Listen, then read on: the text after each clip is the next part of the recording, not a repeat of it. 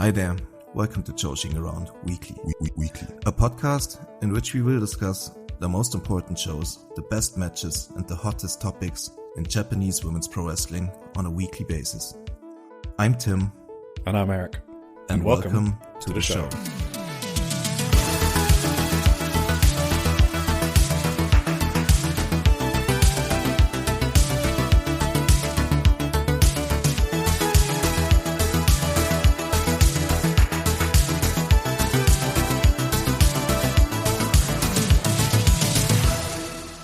Hello everyone, and welcome to episode 21 of Joshi'ing Around Weekly. We are part of the Suplex podcast network, a network dedicated to bring you the best coverage from all over the world, including podcasts such as Keeping It Strong Style, the Trish and Sarah Wrestling Podcast, One Nation Radio, Tunnel Talk, All Things Elite, IMS AEW Adventure, Wrestling Art with Chris Stings, and the AEW Match Guide.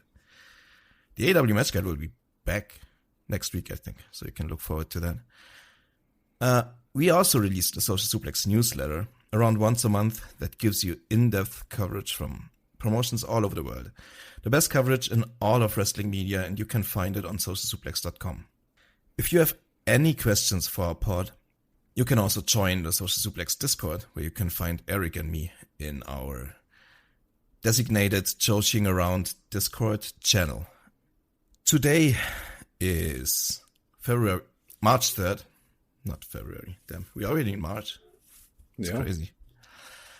It is March 3rd, and our agenda, we first are going to go through some news from Shupro, as always. After that, we're going to have a couple of Stardom shows, a couple of Tokyo Joshi Pro shows. And after Tokyo Joshi, we are going to enter the Indie Zone. Where Eric is going to lead us through Wave, Actress Girls Pew, J01, Gokigen Pro, and that's it, right? Yeah.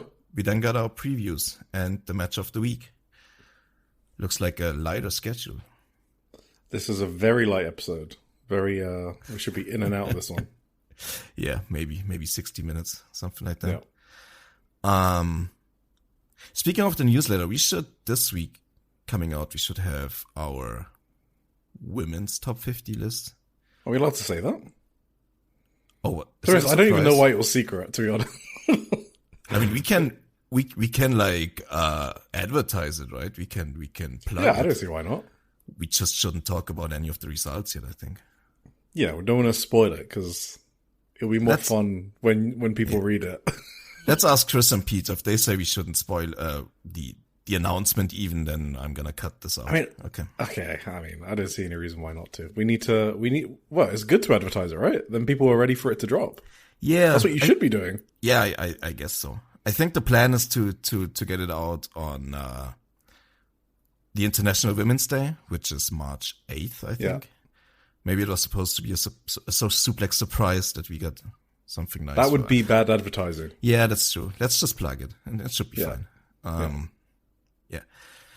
So you can look forward to that on socialsuplex.com in the near future.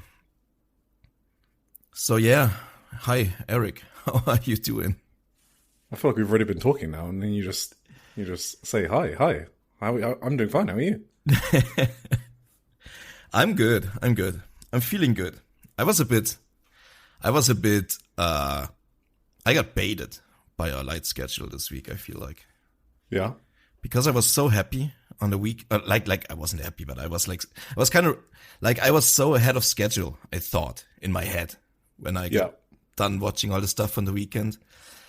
And then so I left even some of the indie zone for today, like 3 matches. I thought I could get these 3 in easily today.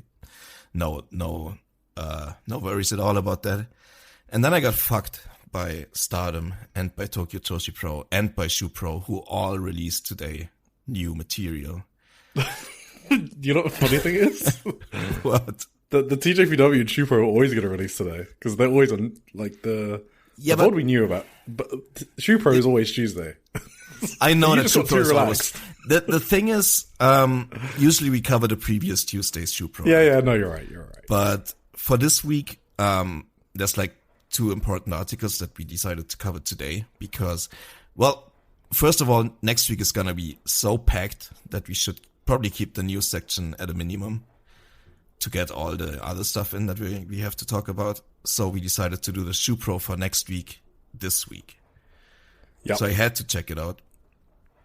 And I mean, you think I'm someone who thinks about like the regular release schedule for WOTS from companies and stuff. I don't have that on my registry. I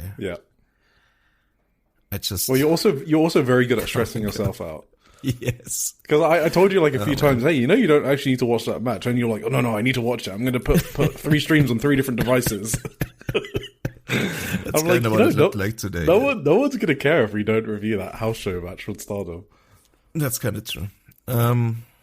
That's very true. But I mean, I guess it is kind of our thing, right? So yeah. So we will see how my reviews look like from all the shows I watched today. Yeah.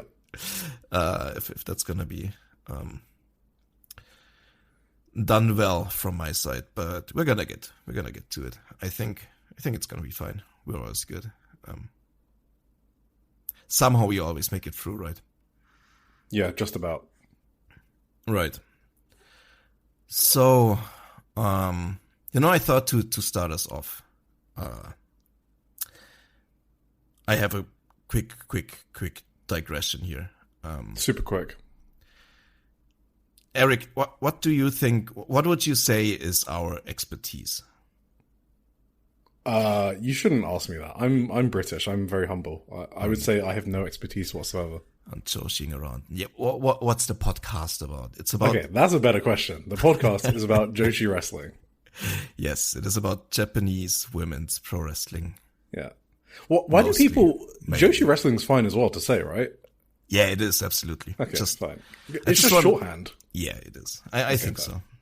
I mean, it's I've this has actually been a conversation in one of the Discords we're in lately, the other day, about like using puroresu and Joshi as like terms to talk about wrestling. I think that's fine if you like specifically talk about Japanese men's pro wrestling. Then puro is just a shorter form for it, right? If everyone knows what you mean, I don't see what the problem is. Yeah. If you like substitute every use of pro wrestling with puroresu because you're such a fucking Japan weeb or whatever, then that's kind of cringe. But if you talk specifically about Japanese men's wrestling, then puro is. The only thing that I don't really get is when people talk about Joshi as like a style of wrestling, No, it just means Japanese women's wrestling. Yes. Yeah, it covers like all of the promotions that are. Yeah. But it can be deathmatch, it can be grapple fuck, it can be lucha, it can be anything. Maybe not lucha because that's probably only when it's in Mexico, but like the lucha resu style, Yeah. And anyway, the reason why I asked this is because like every now and then we need to branch out a little. You don't you think? Oh my god, are you going to do an Elimination Chamber review? I was just thinking next week we have spoilers or maybe plugs for next week. We are going to talk about British pro wrestling a little bit we will talk about the Eve show. Yeah. And we will also talk about Mexican pro wrestling a little bit when we talk about some CMLL shows. Yeah. So I thought just to make it even, right? We got to keep up on everything. Maybe we should also check out the American women's pro wrestling every now and then, just to check in, at what level. Oh, this is about Becky and AJ, isn't it? You watched it, right? I mean, watch is like a strong word. I saw it with eyes and didn't know how to interpret what I was watching. It was. What did you think of it? Not good. It was dog shit. Fuck. I feel so bad when it's just not for me, I guess. That's the nice way of putting it. It just really isn't for me. AJ's like super slow. Even the spots, like, when Becky was cheating and all, like the referee spot. I guess she's part of the story, the referee, which apparently so. Yeah, I think I heard commentary mention it as well. Yeah. I guess I don't. Do I mind that? I don't know. Whatever. You just go. I'm too negative on it that I don't like talking about it. You know how AJ Lee wrestles? Does she wrestle? I mean, how she tries to wrestle, in the yes. ring, I guess. Yeah. You're a gamer, right? You've been a gamer in your past. Yeah, I've been a big gamer. Have you ever played a game and you had like high ping? Oh yeah, it's the worst. Especially if it's an FPS game. And like every movement is like delayed by half a second from the command you put in. Yeah, I used to get real mad about that. I feel like that's kind of how AJ Lee looks in the ring. I feel like it's... Well, that's just like a slight delay, though. This is as if like her controller's disconnected, right? Yeah, but it's like, for example, they were on the outside, right? And Becky like threw her in the barricade. And like Becky did like the throw motion. And then AJ Lee stood there for a half a second or a second. And then she threw herself into the barricade. You know what I mean? Like that's the delay. That's like the input delay that happens in like AJ Lee's brain delay, pro wrestling. That's kind of funny to me. So, and I think, so if you look at their like, that's kind of unfair. AJ Lee, I think, that didn't have a singles match in like 10 years or whatever. Wait, really? Before this? Yes. That's what the announcer said, I think. She should have kept it that way. It's kind of true. But like, if you just look at like match totals, that's the crazy thing to me always about these things. Because like, these two have like 1,500 matches between each other, right? Becky has about 1,000. AJ Lee has about 500. And if you look at like, insane. If you look at some of the talents who have like 1% of this. Shan, Yuki Uehara. Yeah. Like even Fuwa-chan or something. Fuwa-chan, yeah. Because Fuwa-chan, I think quite literally has around exactly 1% of Becky Lynch's experience. Yeah. And I don't even know. Yeah, but she can't tweet like Donald Trump, can she, though? That takes my God. Isn't she's like one of the best heels going right now. Isn't that what Mike Johnson said? Did he? You didn't see that? Nah, it was that's insane. Crazy. He was like, she's the best heel in the industry right now. That's crazy. Like, what about that match was like really sick heel work? I don't know. I wasn't really paying much attention, so maybe I shouldn't criticize it. I don't remember. There was a really weird turnbuckle spot, maybe that. Yeah, it was the spot that led to the finish. I think she had a chair in the ring, and I think she DDT'd AJ onto it and missed the chair completely. Barely, yes. She barely did, yeah. Yeah. But anyway, these are like standard things, right? They're not like heel of the decade level tactics. I guess she's just annoying. Is that heel?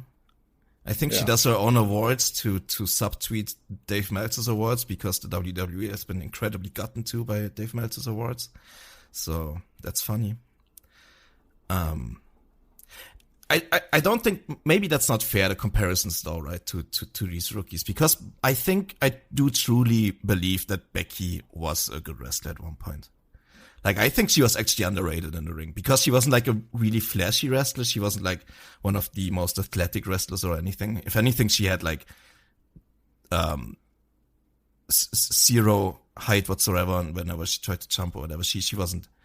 But I thought her ring work was always really solid, like, let's say like 7 to 10 years ago. When I used to still watch WWE. I think people underrated how well she could like structure a match and like the things like the music between the notes, you know what I mean? She was really good at that stuff usually. But that's not the case anymore. She's like completely past everything. You wanted to say washed, didn't you? Just say it. I don't know. People I feel like a lot of people don't like the term washed, and I kind of agree with them because washed is like, I don't know. So but she's washed. Yeah. I just remember the Lyra Valkyria, was it no DQ or something? I don't even remember what pay-per-view it was. I didn't. I cannot get that match out of my mind whenever I just see Becky wrestle, and it's completely like tarred every single match I watch of hers because I can't get that match out of my head. Damn, yeah. I don't know why anyone would like that match. That's the one I'll be more objective on, to be honest. Yeah, okay. I remember now why I picked Fuwa-chan specifically, because like AWG tried to do these octopus holds. I think she tried twice, and she failed so horribly. Yeah, both times. She couldn't hold out. Yeah.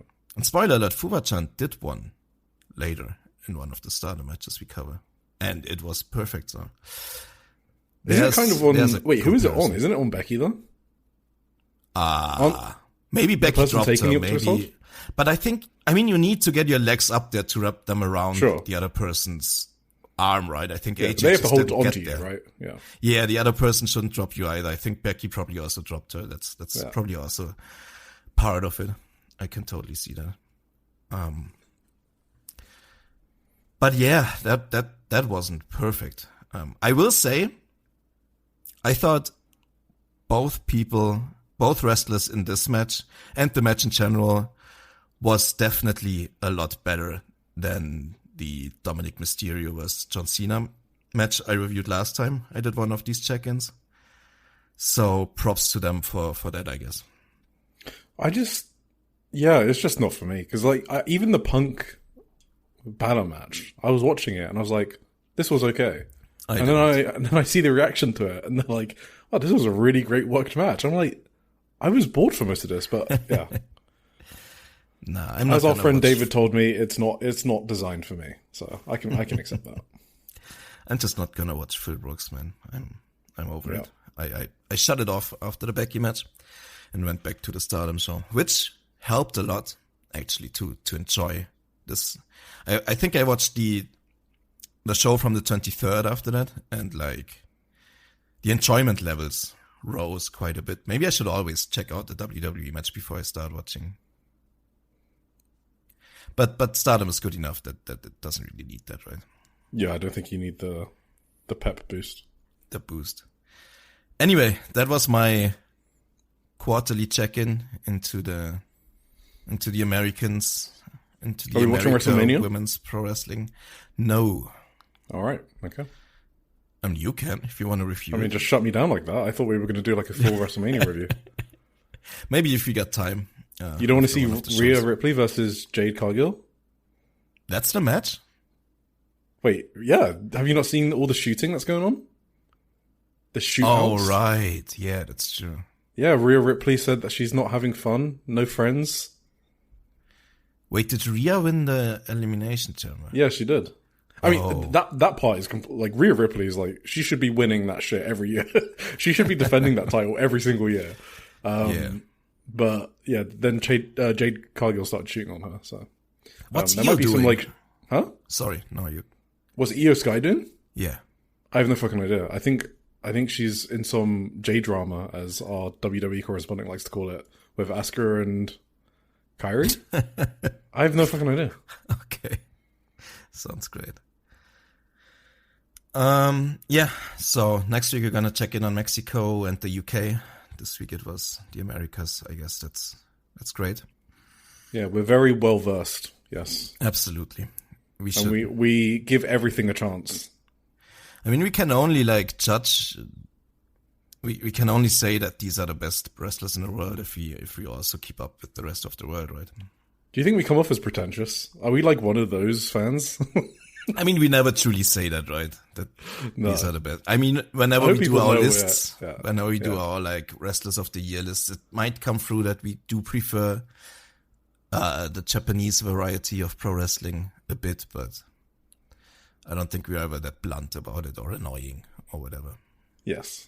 I hope it is just not for me. That's okay. Oh, I mean, I guess spoilers for Match of the Week. There is a WWE match in my Match of the Week. Oh. You sound so disappointed. You're like, oh, really, Eric? Oh, man. Oh, no, we have to cut our podcast. Yeah, we gotta. Yeah, no, we'll save it for then. So if you're interested, then, yeah, wait around for the Match of the Week or just skip ahead, but then come back. I didn't even think about my Match of the Week. Oh, well, I think I know it. Yeah. It's good you got 4 hours to think about it, so should we get started? Absolutely. Should we? What do we do first? The Shupro. You take us. Shupro. So I thought it was a good point to remind people why we read Shupro, and we're not just being Wow, pretentious is really the word of the podcast. That's the only one that came to mind there. Like, the reason we read it is is to connect more to the characters, right? So Japanese kayfabe is kind of like a bit different to Western kayfabe in the sense that they're absolutely in character, but they will say things that are out of kayfabe as long as it doesn't break the illusion of the character or like what the character would do or would say, and if they can use it in a storyline. Would you agree with that? Yes. So an example is like Aihuzan, right? Where she spoke about being jealous of being surpassed by Senka and Sora, like, and feeling like low motivation. I absolutely believe there's some reality in that, but it was used as like a storyline to help give her more momentum, right? So it's kind of like a kayfabe plus, right? That's the way Japan does it. And I feel like the way Japan does kayfabe is the best way for you to understand and connect to a character's like story arc and background. Because I was thinking about this. US wrestling, which we were just talking about, has no equivalent, right? So you'll have some wrestlers that give interviews, but when they give them in kayfabe, people kind of ignore the interviews and they're like uninterested in it. So wrestlers like don't even bother like trying to flesh out their characters outside of the TV time they get. And for me, that kind of makes it harder to connect with the characters on US TV, unless like they're exceptional wrestlers. Whoa. Are you going to talk about fucking Unreal? No, I mean, we just talked about it. Don't like Jade Cargill and Rhea Ripley currently flesh out their characters on social media. Yeah, absolutely. Aren't they like... Yeah. It's awful. I mean, there's like... so awful. Yeah, so like what would be the equivalent would be Jade Cargill doing an interview with, not state media, Pro like Wrestling Fightful or Body Slam. Yeah, maybe something like Pro Wrestling Illustrated. And actually, I don't know if you were joking. Were you joking? No, I think that's actually that's like a kayfabe. No, you're right. Yeah, absolutely. Newspaper for wrestling, right? Yeah, and then she's talking about her character's motivations, why she wants to beat Rhea Ripley. She feels lonely in the WWE, but she's, that you can use some real aspects to build the storyline, but instead they're just like shooting on Twitter. So anyway, US TV doesn't have like an equivalent, and I think that's kind of really important to note. And the way Japanese kayfabe does it is exactly how I like to consume wrestling.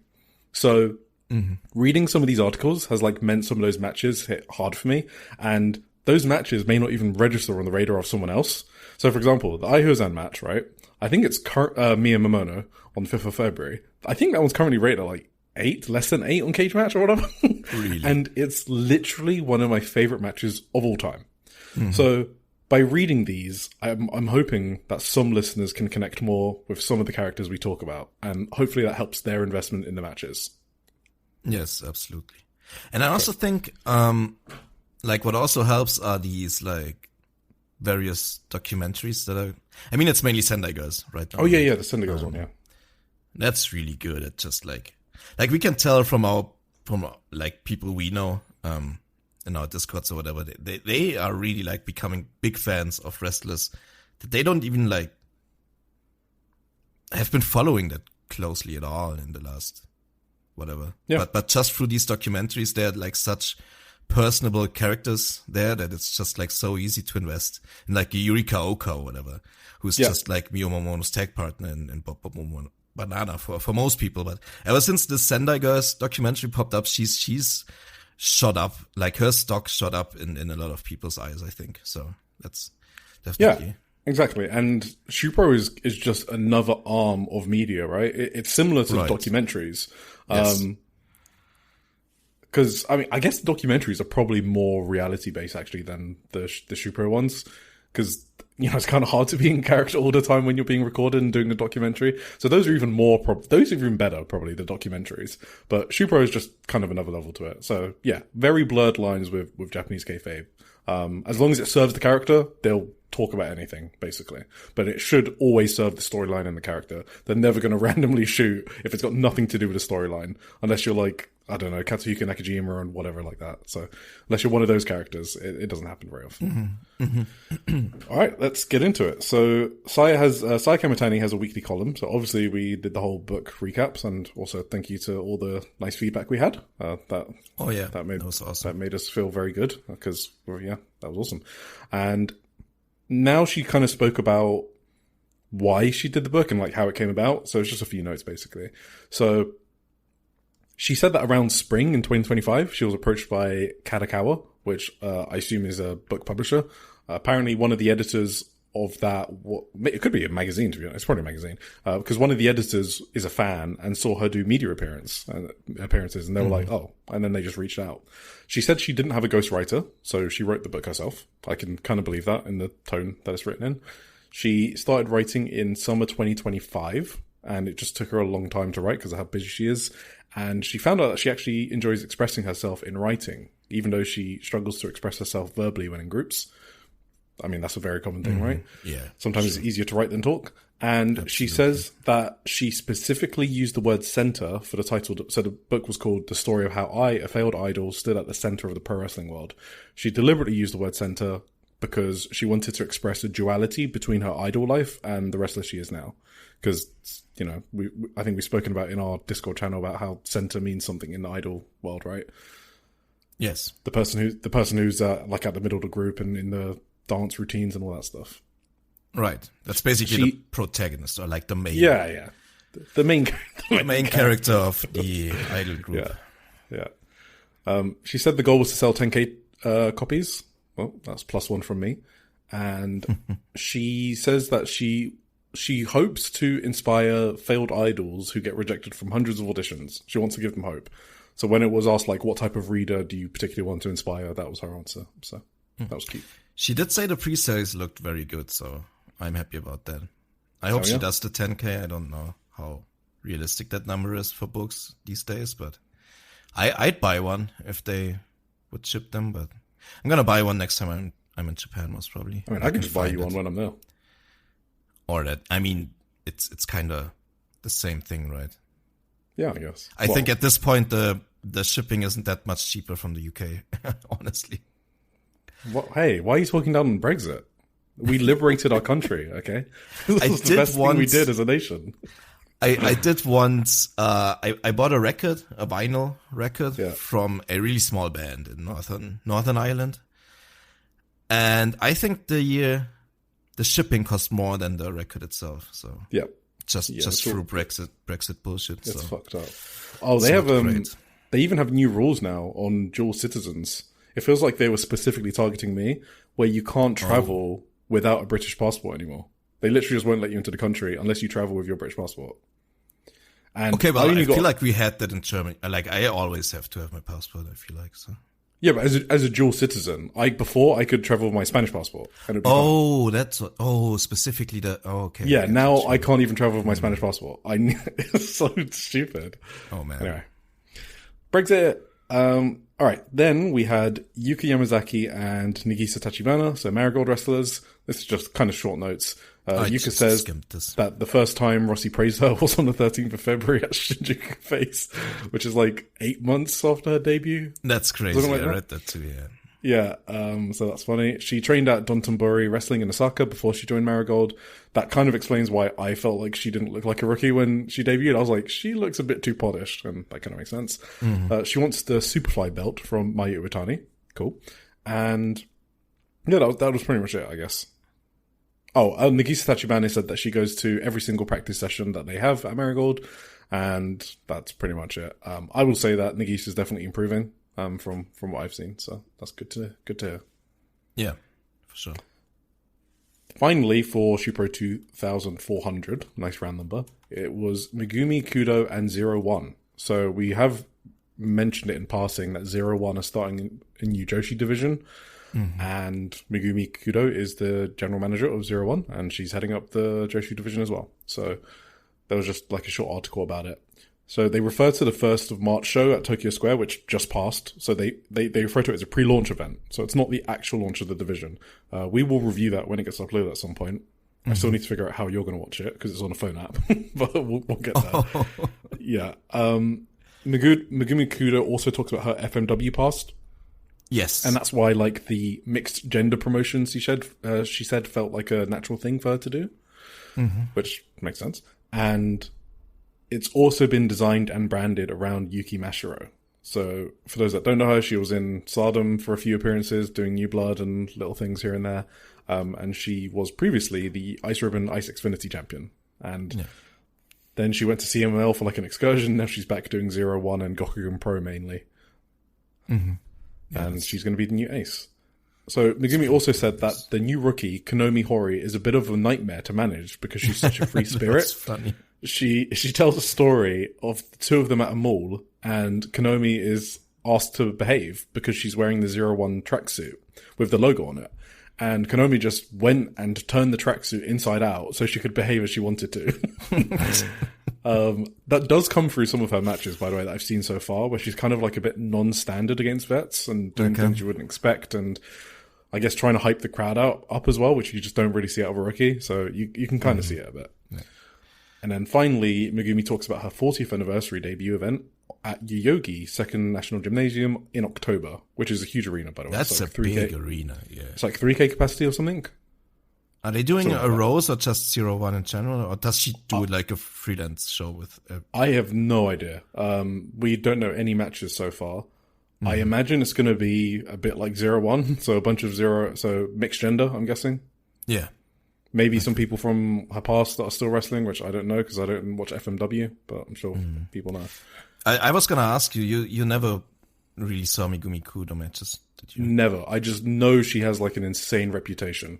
Yeah. I really got in the mood reading this interview to go. Yeah, you saw her to match? go back watch some Megumi Kudo matches. She had some insane matches, yeah. The one against Combat Toyota is I think the most famous one. Which is just fucking brutal. She had obviously she had classics against like Toyota and Yamada even. And I also saw the one against Shark Tsuchiya. I remember that one. That was brutal as well. There was a no ropes barbed wire current explosion barricade double hell death match. It was a what, sorry? A no ropes barbed wire current explosion barricade double hell death match. Say that one more time. No ropes barbed wire current explosion barricade double hell death match. Yeah, wow. So are most of her best matches death matches? Is that? No, not necessarily. Well, her very best match probably is the Combat Toyota one, which was a death match. Okay. But like she had some matches in AWG, as I said, against like Toyota and Yamada. Yeah, okay. I see also an Aja Kong one that I didn't see personally, but that's very high ranked too. And those are obviously normal rules matches in AWG. They didn't really do many death matches there, I don't think. So, but I should check out this Aja Kong match as well at some point. You're going to put it on and go to sleep to it tonight. Maybe. See. Cool. So yeah, we'll see what that October event looks like. But yeah, more on 0-1 later. So now we jump to Shupro 2401. This one came out literally 3 hours ago, hot off the press. Hell yeah. And it didn't even only have too on many... Joshi'ing Around Weekly. You're gonna get this. Only on Joshi'ing Around Weekly, yes. So there wasn't a lot of things in this that I was interested in because basically some weeks they have a huge amount of match reports and I always skip the match reports because they're kind of the same that you get on like the mobile website and stuff like that. So I'm like, okay, I don't need to see those. I'm only interested in like the features, the interviews, the new, different news articles and stuff like that. So there's only a few things. First one is an interview with Chi-Chi and it was quite a short interview. I thought she was going to get the usual like 2-page spread that they normally do for an interview, but it was just a few sections where she's given us some more context. And she basically talked... I thought good context. Yeah, no, I thought it was great context. Yeah, there's one part that I really loved. So she talks about her strong core, which basically she hates losing to people, whether it's a legend or a junior, and she doesn't think that will ever change. She said her mother... So there's a word they use called Yankee, and... it doesn't mean American. I'm pretty sure it's like a chav in the UK or a hoodlum or whatever in the US. It's like rough around the edges, tough, rebellious, right? So they called it a Yankee.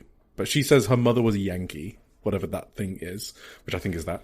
And that's where she thinks she gets her fight from. Because once she asked her mum, how do you win a fight? And her mum responded, you grab them by the hair and drive your knee into their face. And then Chi-Chi was like, oh, okay. So this is the interesting part, I thought. She said that when she first thought about wanting to present herself as a Barbie, because if you don't know, she loves Barbie and she wants like her own Barbie model. She said it was only after wrestling that she realized that she wants to wrestle hard and stiff. So that's what she said. But now in her career, she realizes that the bigger contrast between the Pink Barbie presentation and the hard-hitting action, the more likely she will leave an impression. So she's kind of just doubled down on that. And that's awesome. Yeah, that's just true. It is, yeah. That's what made her so, pop up so fast, I think, and get such a reputation so fast. Yeah, so I think it's cool that she's kind of noticed that and just doubled down on that as well. So then she said she wants people to kind of notice the moment that she flips a switch in her matches because, she gets pissed off and she gets angry. She said she hates having her head patted by a senior in matches. And I have seen that a few times, actually.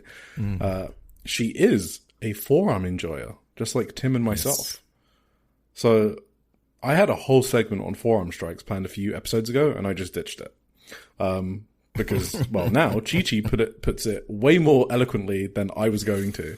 And she basically said that watching Suri get the most out of a drop kick or a forearm, which are moves that rookies do, has encouraged her to do less, but with more impact. Yes. So that's cool. That's some old school wrestling crowds would love that attitude. Absolutely. I think it's true too, undoubtedly. For sure. The switch thing to me was surprising because that's to me personally at least, that's very Tam coded actually.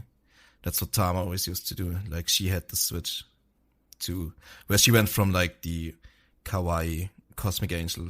When she had enough of her opponent, she flipped the switch and just turned into a fucking psycho killer monster who beat the shit out of everyone. So she also had the switch. Good for Chi-Chi. So 35 minutes in, Tam mentioned drink. So I wonder if you could get drunk if you played a game where you drink a shot whenever we mention Tam. You probably could every episode, right? Maybe. I mean, it's not a bad I don't mention her that often, right? No, I like it. We are Tam enjoys and we are proud. Okay, there's no shying away from it. She gives props to her mentors Shuji Ishikawa and Suwama who run Evo, and she said for women's wrestling tips she goes to Suri and Kaoru Ito, which we knew about. She trains with them in the Ito dojo, and thirdly she has MMA classes, which is cool. And then she finishes off by saying she has a global mindset. She wants to make Japanese pro wrestling global. She has been very consistent about this in almost every media interview she's done for years. So I don't know how long she's going to stick around in Japan, to be honest. Yeah. I think that's also why she's constantly trying to go viral with these staged photography videos or whatever. Street photographer videos. I don't know. Yeah. Oh, just a random beautiful lady walking down the street. Can I take a picture of you? Oh my god, it happened again? Whoa, no way. Wow. Guy sounds very similar too. Yeah. But yeah, she has ambitions. Yeah, she maybe she knows that she can only get her own Barbie doll if she gets famous in America, so. Yeah, probably, yeah. That is a WWE ID prospect right there. Oh my god. Stop. All right, then we had Julia. So Julia has a weekly column. I mostly ignore it, but sometimes she has an interesting topic. And I thought it was funny that she spoke about the curb stomp that she gave to Rhea Ripley. She said that it went viral, and then after the match, Triple Paul greeted her with applause and said, "That was truly amazing." I skipped this interview completely, so you're gonna have to tell me. Well, yeah, I never saw that curb stomp either, so I can't. Oh, really? Can't speak on that. Yeah, no, she gave Rhea Ripley a black eye just by curb stomping her a bit too hard into the mat. Oh, okay, that's cool. Yes, it was very cool. Anyway, she said that it was the biggest smile Triple Paul has had yet. She also said that it felt like fate that her singles match with Io was rescheduled because she was gonna face Io, not Rhea Ripley, on that SmackDown episode. So I don't know what happened, but it got fucking pulled. I don't know if Io's injured or what's going on. I'm sure our WWE correspondent will tell us later. Oh, maybe that's why Io isn't in any plans right now. Maybe she's actually hurt. Maybe she's hurt, yeah. Maybe that's why she's not doing anything. Because surely, if she's not hurt, you just do Rhea and Io, right? Yeah. That's your biggest match. Maybe she's house hunting with Evil around Florida and has no time for wrestling right now. Danhausen hunting. Sorry. Maybe that too. Maybe Evil has to do that when he comes in. He's in the Danhausen division. That's very possible. What's in the box? Then finally we had an interview with Rossy Ogawa. Mm-hmm. Okay, so I was recently on Wrestling Omakase. Okay, and the topic of Marigold's perception and how they're doing came up. So it's good timing that Shupro dropped a Rossy feature. And this is the type of feature that is always on page 106. It's an article written by the editor-in-chief, Naoya Yuzawa. I have no idea if he's buddy-buddy with Rossy, but based on the tone of this... Yeah, and also Rossy is kind of known to have good contacts in media. Mm-hmm. So, just wouldn't be surprised.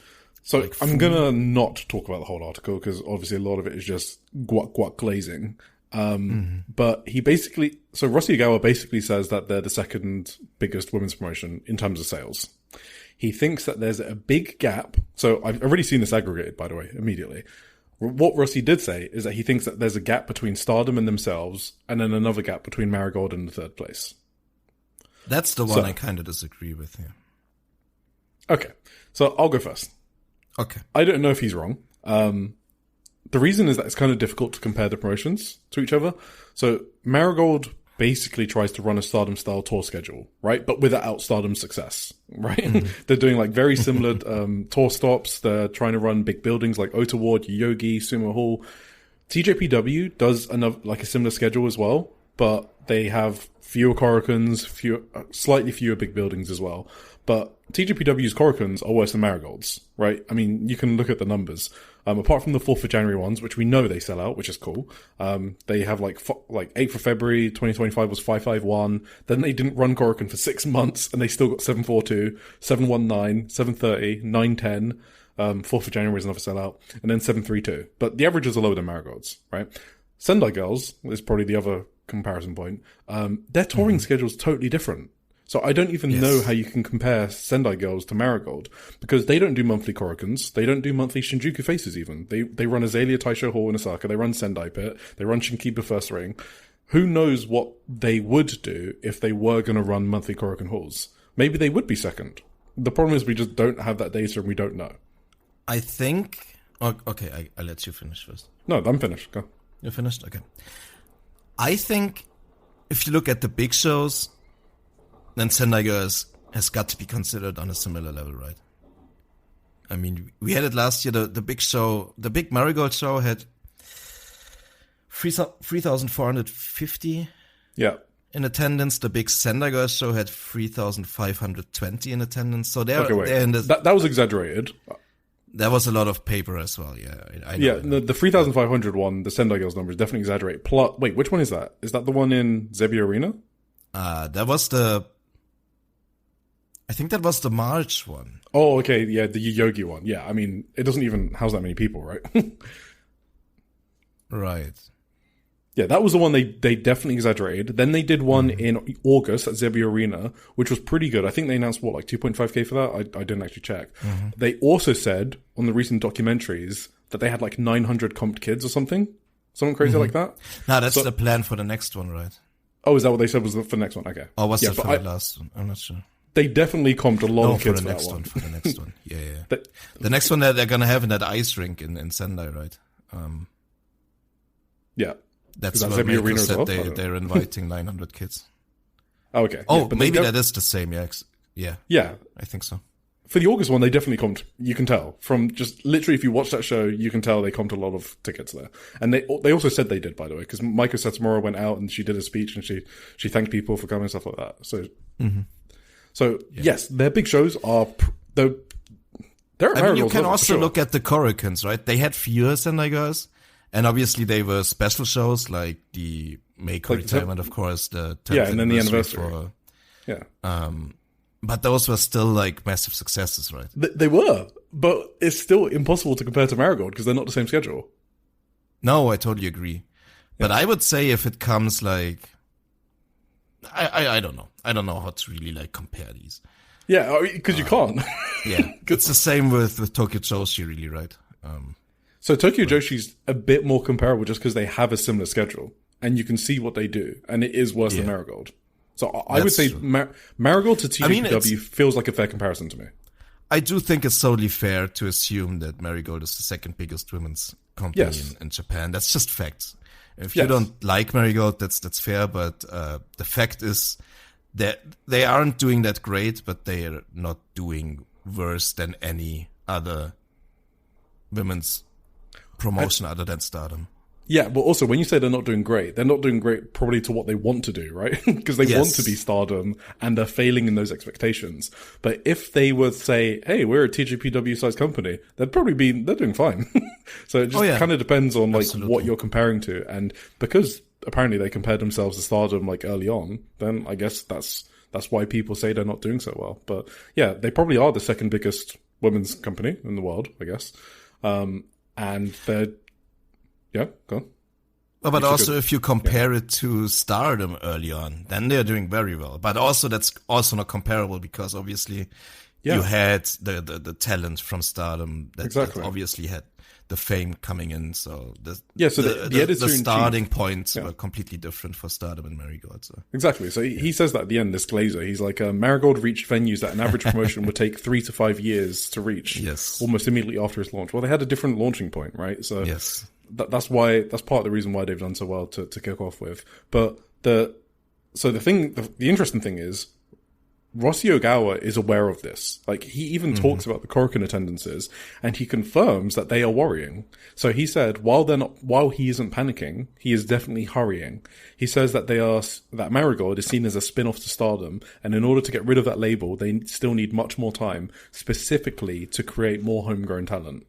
And I don't really disagree with that. He basically seems to think that their struggling Korakuen attendances is due to a lack of roster depth. I think it's both lack of roster depth and not good booking, but yeah. Yes. But he's got half of it correctly, because even with a lack of roster depth, which they obviously have, you do not need to give Chiaki a red belt match, right? You just never need to do that. There's like 99% of the roster you'd rather give a red belt match to, right? So anyway, I also go on. Sorry, one last point maybe. Were you about to move on or no? Okay. I was just thinking this Glazer, right? The interview guy. He was kind of weird, no? I don't know. He said some stuff that rubbed me the wrong way in a way, I don't know. Yeah, maybe I'm just used to it. For example, when he talks about like the most important moments in like Marigold history and stuff, that's like, he said like Io and Mayu last year was like the pivotal moment in the history of Marigold, or I remember what exactly he called it. And he like went through these milestones for Marigold. And what rubbed me a bit the wrong way about this is that he never once mentioned Utami Hayashishita in any of this. Like, why wasn't the Io match with Utami a big milestone? Why wasn't the crowning of Utami as the Red Belt champion as like the first home talent from Marigold a big milestone in this? No, the milestones were all like Mayu coming in, Mayu and Io, but like a talent from outside the company is a big milestone. Why? That didn't make sense to me. That rubbed me the wrong way. What he said over there. So, yeah, I feel like this Shupro editor is a big reflection, I think, what people in Japan think. That's generally how I've thought about it, but I could be wrong in that. That's just also what I've assumed, to be honest. Also what Rossy thinks, I think. Honestly. Yeah. Also, yeah, because if he's friends with Rossy as well, yeah, maybe Rossy thinks that as well. Well, there is one point where he basically tries to praise Miku, and I won't hear any praise from that man about Miku, given how he books her. Right? It's just, like, actually that's also weird, yeah. Yeah, put it into action, okay? Even if you think the world of Miku, you're not really showing it through who she's being booked to defend her title against. So. The other thing that also rubbed me the wrong way, he described her as a where is it? Shit. I think where is this? He described Miku as a like a classic pro wrestling champion. Yeah. And he doesn't know whether that is accepted in the current day and age, or something to that tone. Yeah, I don't even know what he means by that. And that was such a weird comment to me too, because like, what do you mean? Do you mean that other companies' champions aren't classic pro wrestling champions? Do you think They are only being is accepted he better than talking Miku. That's what I got from it. That's my reading between the lines. It's like he tried to diss Saya as being not a... Well, we do know he is a bit salty about Sayaka Watani, don't we? Because he had that comments one time about how he would never... Something about her never winning the Tokyo Sports MVP, or he wouldn't vote for her or something. I don't know. I don't know the exact wording. And also, like, what about your other champions that you booked in the past that you were successful with? Utami, Shuri, Julia, Tam, those... I don't know. Those were successful champions. Weren't those classic ones? Like, if those... I can agree if you say those weren't like the fucking Chigusa Nagayo types in a swimsuit and, I don't know. What's it called? Bobby haircut or whatever? Yeah. But that's also not Miku. And also, I don't know. This comment just felt very weird to me about Miku and what it says, what he thinks about other promotions champions, I guess. Yeah. So I guess the conclusion is, Rossy and Sonny obviously suck major ass, but living in reality, I think it's fine to say that they're not in the same stratosphere as Stardom, but Rossy, I think, kind of is aware of that. So maybe we don't, we can park this subject for a while. They probably are say that pretty fairly, that they are fairly behind Stardom. Yeah, like he knows that, and I think we all know that, and I think it's fine to argue that there's the second biggest company. I don't think that's like an outrageous statement, and I think that's kind of where I'll leave it. Yeah, no, it's cool. Right, last thing before moving on to the reviews, because we like to get closer to these characters, and one that I have struggled with since her heel turn on the 5th of May, 2025, is Maria from Marvelous. And she's been doing a weekly blog. So I went back and translated all of her entries. And basically, Maria was one of us. But very different. But she was a wrestling super fan. The difference is she's athletic, attractive, and talented enough to turn it into a career. But she was a super fan. So the backstory is, she got curious about pro wrestling by seeing some documentary on the Crush Girls, which I feel like I've heard this story quite a few times. And then she went to a show on the 23rd of May, 2015 at Otaward, which had Chigusa Nagayo in... Oh, I get my chance to do this now. In a barbed wire, current blast and double blast bat and double blast chair embattled hell mixed tag team match. So, what the fuck are these stipulations? They're so... More importantly, Maria basically says that she fell in love with Takumi Iroha and describes it as love at first sight.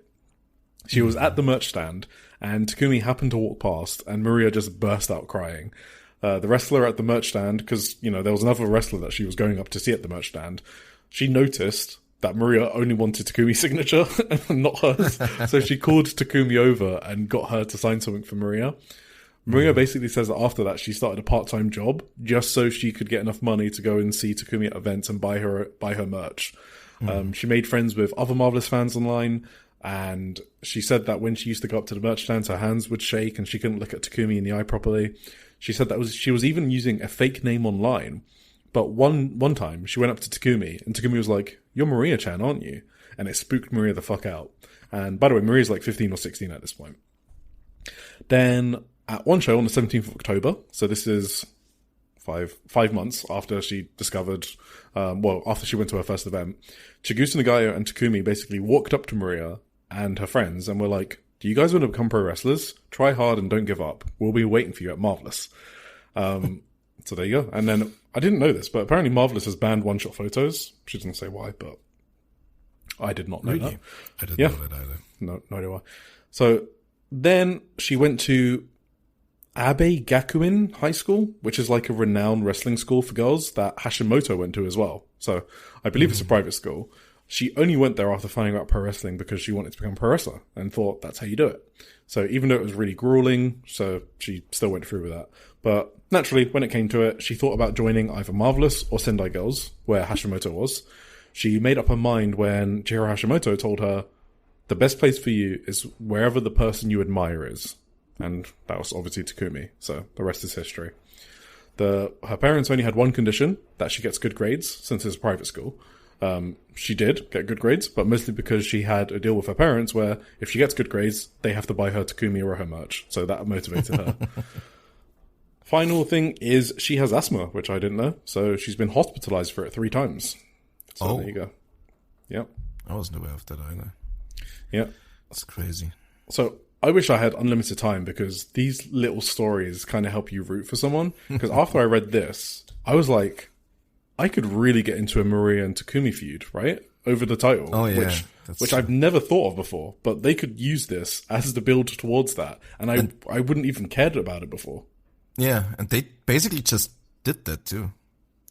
For the tag titles, but... For the tag titles, yeah, exactly, yeah. But she was kind of like a heel. But I mean, like as a babyface Maria, sort of. Like she came off as extremely likable. For sure. Yeah. Yeah, I think so too. Yeah. Yeah, I only read like the first 5 or something before I ran out of time, but yeah, she comes across very likable in these, for sure. So you didn't see the part about the Marvelous roster being hooked on Starbucks? No, they are Starbucks maniacs. They try all their new flavors all the time, and apparently when they're going to be over in the US, the first thing they're going to be looking for is a Starbucks. So if you're going to WrestleMania weekend and you want to impress any Marvelous roster, then give them a Starbucks. All right. Don't do that. That's creepy. Okay. Are we at the end of our news section? Yes, review time. All right, not quite. Oh.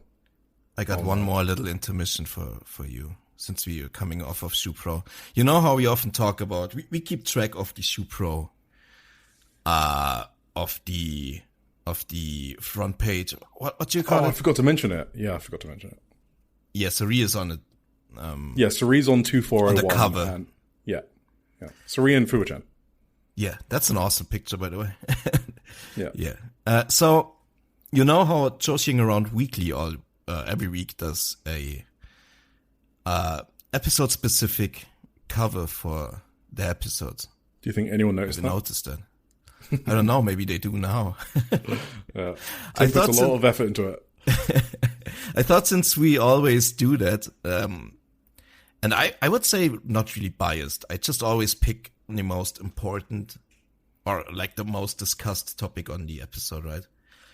So since we had our 20th anniversary last week, I went through the last 20 Joshi'ing Around weeklies and tallied up the rankings for our personal cover MVP. Oh. Do you want to... Okay. Yes. It is Saya at number 1 with 4 covers. So she was on 20% of all Joshi'ing Around weekly episodes. Who do you think was second? Me Watanabe? No. Oh. I don't actually know. Sari. Okay, that makes sense, actually. Yeah. Sari had 3 album covers. Miyu Watanabe and Miku Aono share the 3rd place with 2. And SRK. Sorry, SRK has 2 as well. So Miyu Watanabe, Miku Aono, and SRK Starlight Kid all have 2. And other than that, I have a bunch of single ones. If you don't count the Christmas episodes, which was Tam Nakano 2 times. Of course. True.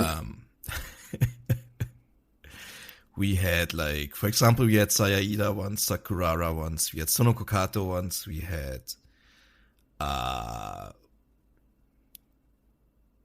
who was also on there? Rina and Konami once.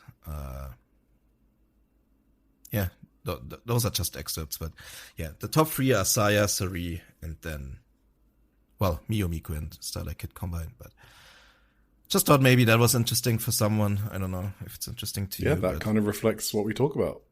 Kinda, yeah. I was kind of happy that Miku and Miyu did so well for 3rd We need more Hashimoto. That's true. Hashimoto isn't on. I mean, she is on there with the Sari.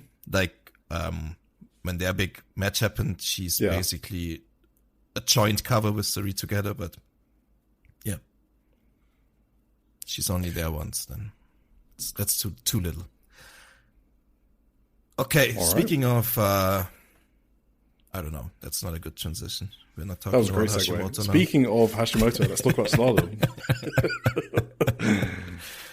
Well, maybe she's going there sometime. Yeah. Who knows? But not this time. We have... What the fuck am I saying? We had a VOD popped up, which already happened last week, but we couldn't cover it last week. It was from February 23rd. It was in Okayama Convention Center before an audience of 616 people. Is that something special? I don't know. Nah. How should we do this? This was before the big Korakuen, so there was a lot of setup. I mean, the big Korakuen was definitely like the destination show of this week for Stardom at least. So there was some setup for this, but in the grand scheme of things, I gotta say I didn't watch half of the show. I gotta be honest. You can't really get me to watch a freeway match with Ruaka and Lady C. That's too much to ask, honestly. Yeah, I watched it and I still don't know what happened. Even if I love Stardom, some of these matches are on the hour shows are just whatever to me. So I kind of skipped them if I'm not super. I also had to watch the Becky Lynch match, of course, which was very important. So I just couldn't fit everything in. Either way, what did you think of the opener? Akira Kurogane and Yuria Hime versus Hanako and Waka Tsukiyama in a time limit draw, 20 minutes, Waka Tsukiyama. How was that? Was it I actually had no idea. I didn't know it was 20 minutes. Oh, wow. I was gonna watch this earlier because I knew you said that was a pretty good match, and I skipped it on Saturday when I first watched the show. So I looked at the time, it was 29 minutes as a whole, the entire file. So I just said, I can't get it done today. So yeah. This match was really good, but I don't think it was like any better than their future title match, which we will talk about. I thought they were both awesome, you know. It was, but you know, like those movie trailers that like basically give you the whole movie. That's kind of what this match felt like. Oh, for the future match? Okay. Yeah, they essentially had like a full-on singles match within this, and I was kind of surprised at how much they gave. I thought it was awesome, but they gave a lot. Damn. Yeah, there was some bumps that didn't look great. You know how sometimes like wrestlers bump early for like lariats and stuff like that? Mm-hmm. So Akira did like a super early bump, and it was like so early that Hanako totally missed her on the lariat, and they had to repeat the spot. That was funny. I mean, she's still a rookie, so. Okay. I mean, they did also have this New Blood match just like a month ago, which was also very good, but also pretty long, and I didn't feel like they did that much more at the Korakuen. I feel like this is just designed to give them a lot of reps against each other and in general. Yeah, I agree. Because they're the future of the company, I guess, so. Yeah, I couldn't tell you the difference between the New Blood one, this one, and the Korakuen Hall one. I don't. No, not really. They were all good, but I probably won't be able to pick them out from each other. All right. After this, in the aforementioned freeway match, the most protected wrestler. Why are you even talking about this? Ruaka defeated Lady C and Makito. We can just skip over it if you have nothing to say, because I don't have anything to say. No. After this, we had our token CMLR match on the show. India Shiux and Tabata defeated Stars this time. Hanan and Momo Kogo. How was that? Tabata had some conservative gear on this show. Okay. Nice. Yeah. Did Momo Kogo get to do some lucha libre? I know she loves it. I don't know. I don't know. I watched this match. I don't know. She's a huge fan of lucha. That's one thing I know about Momo Kogo. Yeah, and she always tries to emulate it, but you know. You wouldn't think that, yeah. Damn, poor Momo. Either way, after this, we had Maika and Rian defeating Fuwa-chan and Husky. This is one I did watch. This was a great match. Yes, I loved this as well. This is like... So Husky has like this... She's really weird about handshakes lately. Did you notice that? Oh, I haven't noticed it, no. But I'm not very observant. In a bunch of matches. She's like the grumpy guy now. She doesn't like to shake anyone's hands anymore before the matches and stuff. Yeah. But yeah. I don't know. Yeah, this was awesome. This was just kind of like Husky kind of bullying Rian for a bit, and then Maika running over Fuwa-chan like a truck. And then it was like Husky and Maika going at it, and it's just like, I mean, what do you expect when Husky and Maika going at it? That's like just two world-class workers. And, yeah. I thought Husky Sorry. Husky at one point German suplexed Maika, and that was very hype. You don't see that every match that Maika gets thrown around like that. But yeah, Husky is fucking strong, and she did that shit. Why is she not in Mexico, by the way? Husky? Yeah, that's true. She's the one. She got the fucking CML title, and she's not. She's like Maika, SOK, and Meisero there, and she's not. Anyway, yeah. I thought the crowd was very loud for Fuwa-chan, and Fuwa-chan is pretty good. Like Fuwa-chan is so strong. I don't get it. When you see her put like the octopus hold on Maika here, right? Yes. And like the expression on her face, it's like you want her to submit Maika so badly. Like you almost believed it for a second. Yeah. So just from her facial expressions and her setting. So I feel like Fuwa-chan's putting in 150% effort. And I also love that she's teasing the German suplex that we've seen a few times. I kind of want her to make that into a bigger deal rather than when she was just doing it for fun on her debut or her re-debut, I guess. So, but she did something way sicker. I just said you don't see someone throwing around Maika like that often when Husky did it, but she fucking brain busted Maika. Did you see that? Yeah. Fuwa-chan did. That's fucking insane. I don't even know. I mean, she doesn't wrestle like a rookie, right? No, not at all. I mean, if you showed someone new showed her to someone new and told them, yeah, she's been wrestling for like 5 or 6 years. She's won the white belt before. Now she's just chilling on the undercard. You would believe that. Yes. So, yeah. 11 matches. You're never going to see an 11-match wrestler brainbuster Maika in the middle of the ring.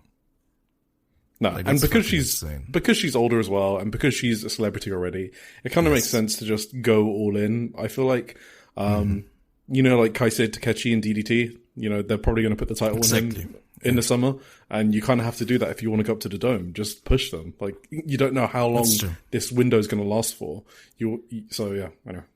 And she also didn't she didn't have the same training regimen as a rookie usually has. So yeah, it's not a surprise, particularly that she's like skill wise above them when she has like, I don't know, 24/7 monitoring of the greatest wrestlers in the world telling her how to train in a foreign country, fucking, I don't know, dojo, elite training. I don't know. She got a lot of people preparing her for doing stuff like this immediately, I guess. Yep. Either way, you got anything more on this? No. Oh, Hazuki has amazing hair. Thank you. Yep. After this, Neo Genesis, which was Azumi, Meisara, Miyu, Masaki, and Sadaka, the entire group. It was the entire group. They teamed with Saki Kashima on her retirement tour to defeat the entire group of Cosmic Angels, which consists of Ane Kanaya, Aya Sakura, Natsupoi, Sayaka Kurara, and Yuna Mitsumori. This was fucking amazing. I love this match so much. I feel like people who don't watch Stardom that listen to our podcast, like maybe 3 of them, will not believe us when we say that these house show matches are so good. Tim, can you confirm that this match was, in fact, great and we are not making it up? I was entirely, like, blown away by this match. I love this match so much, man. It's so good. It was so good. Like, this was the perfect vibes match. I mean, obviously, Neo Genesis, like, it's not a surprise. Neo Genesis and Cosmic Angels had a 5-star match before. Like, a trios match, this was 5-on-5, but, like, these two units just create magic when they're in the ring together. It's just, there's no other words for it, honestly. So, they fit so well. And then you add Saki Kashima, who always is just the funniest comedy wrestler, and you add, like, Ane Kanaya, who is, like, just brings the best vibes to a match. It's just, just wonderful to watch. Yeah, that was a really great Ane Kanaya and... Did you just say all of Cosmic Angels and include Ane Kanaya in that, by the way? Did I? Yeah, you were like, yeah, they face all of Cosmic Angels, and Kanaya is not a Cosmic Angel just yet. But she was at the center of the Cosmic Angels for the photo pose. I did notice that. She also danced with them coming in. I think they looked like a unit, if you ask me. So yeah, true. But yeah, she had a great high speed sequence with Mei Sarah. That was pretty good. She did. That was mind blowing. That Ane. Yeah. And Sayaka was So we've been reading Sayaka's blog, me and Tim. Okay, spoilers. We have been reading all of her blogs. She had 18 blogs on Shupro, and she speaks a bit about how some of her moves and what she thinks about them in this match, and also on a house show we're going to talk about later. But in this match, she had such a sick drop kick on Miyu Emasaki. Yes. She just has a really unique way of accelerating, being a bit explosive with her movement, and I really like that a lot about Sayaka Kurara. I feel like with her, her main ability or her main strength is timing. She does these things with just the perfect timing, which is I mean, it's also because of the explosiveness, I guess, that she gets these timings so perfectly right, because she can just get in there in a second and drop someone perfectly with drop kick someone perfectly, or these spears who always sit perfectly for the moment. She knows exactly when to do the right spot. I feel like that's one of her main strengths. She doesn't do many things in the ring yet, but what she does always hits perfectly for some reason. Yeah. This was it was so much fun to watch. Also for the Saki enjoyers, there were some funny things in there. Well, she did the SOK chant while slapping Aya Sakura's back. They also did the corner spot where all of Neo Genesis do a corner dropkick at the same time, and she was just she couldn't find a spot, and so she was just standing in the middle and was, I don't know, she was helpless and scared, and it was very funny. No, it's even funnier than that, Tim. It's even funnier. She wanted to do the Neo Genesis dropkick in the corner. She wanted to do it, yeah. It was too far for her to run, and she just bailed halfway through because she was too tired. What's that? She just couldn't be bothered because you have to run super fast to do the dropkick. She was like, fuck this. Okay, I saw that wrong then, I guess. Yeah, that makes it even better. That's awesome. And Ane's selling in the leg killer for Starlight Kid was so good as well. Starlight Kid tapped her out in the end with the Black Tiger leg killer, and it was just, Ane is so good at emoting already. It's crazy. She might. Yeah, we've been saying it since day one. She keeps climbing my ladder of my rookie rankings. I don't know. She's brilliant. Yeah, this match was exhilarating. I felt so good after watching this. I was so happy. Either way, you got anything more? No, this was a legit good match. Absolutely. Almost good enough to warrant going back to watch it if you skip VODs. It was just really. I would say that I put this in my best matches of February, together with I don't know, all the other great matches we watched, but this was one of that caliber that's a real highlight of the month for me. Maybe not a match of the year contender, but for this one, it was 4 stars plus for me, easily. It's worth recommending to people, basically. Yes, absolutely. Even though I don't give stars, so it's always awkward to say. Our main event was a 6-man, a trios match. It was God's Eye. Amisore, Hina, and Shuri, they defeated Hate, Konami, Natsuko and Rina in about 14 minutes. Yeah, I mean, what do you have on this? Yeah, all I've got is Hina got the pin with the Gedo clutch after dodging the punt kick, and that did get paid off in the Korakuen Hall match. That's literally the only note I have. That is very true. And I watched this one after the Korakuen Hall match, which is funny. So this this immediately clicked for me when I saw this. This was, oh yeah, they teased this here. Yeah, should have kept the order correct to really gotten the full effect of that. But that was awesome. But other than that, this match was so much Emi Suri, and she's just not my thing, so I didn't really care much for this match. That's true. No, that's fair. Yeah, and there's also this Konami does this wrist clutch, right? Or this wrist lock thing, her finish thing, where she gets like the arm and turns it in like The triangle lancer? Is that what it's called? Yeah, triangle lancer. And Hina figured out in this match how to counter it with like just putting her legs up and just pushing Konami down with her legs, essentially. She did that multiple times in the Korakuen as well. So she figured it out in this match, and then she countered the triangle thing a couple of times in the Korakuen successfully with it. So I like this type of storytelling. It's just like, hey, I learned this here, and I'm gonna use it in the big title match for my defense. So that's great. Yes. And should we just get on to the Korakuen then? Yep. This was on February 28th.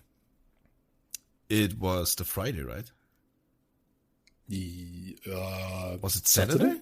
It was Saturday. Yeah. Korakuen Hall was sold out. Standing room as well, I think. I don't know if the standing room was sold out, but they did sell standing room tickets. There were 1601 people in there, which is not too shabby, I would say. What are your thoughts on 1601? What are my thoughts? Wow, Tim. I thought you'd never ask me what my thoughts are on this number. It was their 5th best ever Korakuen Hall number out of 149 non-COVID events that have been there, stretching back to 2011. Their 5th best ever. So, first of all, it was the first Saturday in a while without any outside factors. Like, the last Saturday that they ran was like 31st of January, but they had run like Korakuen 4 times in that month, and it was a totally nothing card as well, right? Yes. Now it's a Saturday morning, no competition, pretty great card, right? So, you can imagine, like, if New Japan had like a global heavyweight title match or something on Korakuen, they'd probably sell out Korakuen too as well, right? But they never booked that. So, yeah, for sure.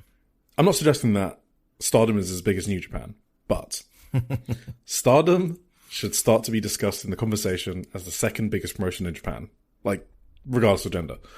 If you think about the other promotions that hold that spot, or have historically held it, like Dragon Gate, right? They drew like 2,200 for their second biggest show of the year on the 23rd of February, like literally the week before.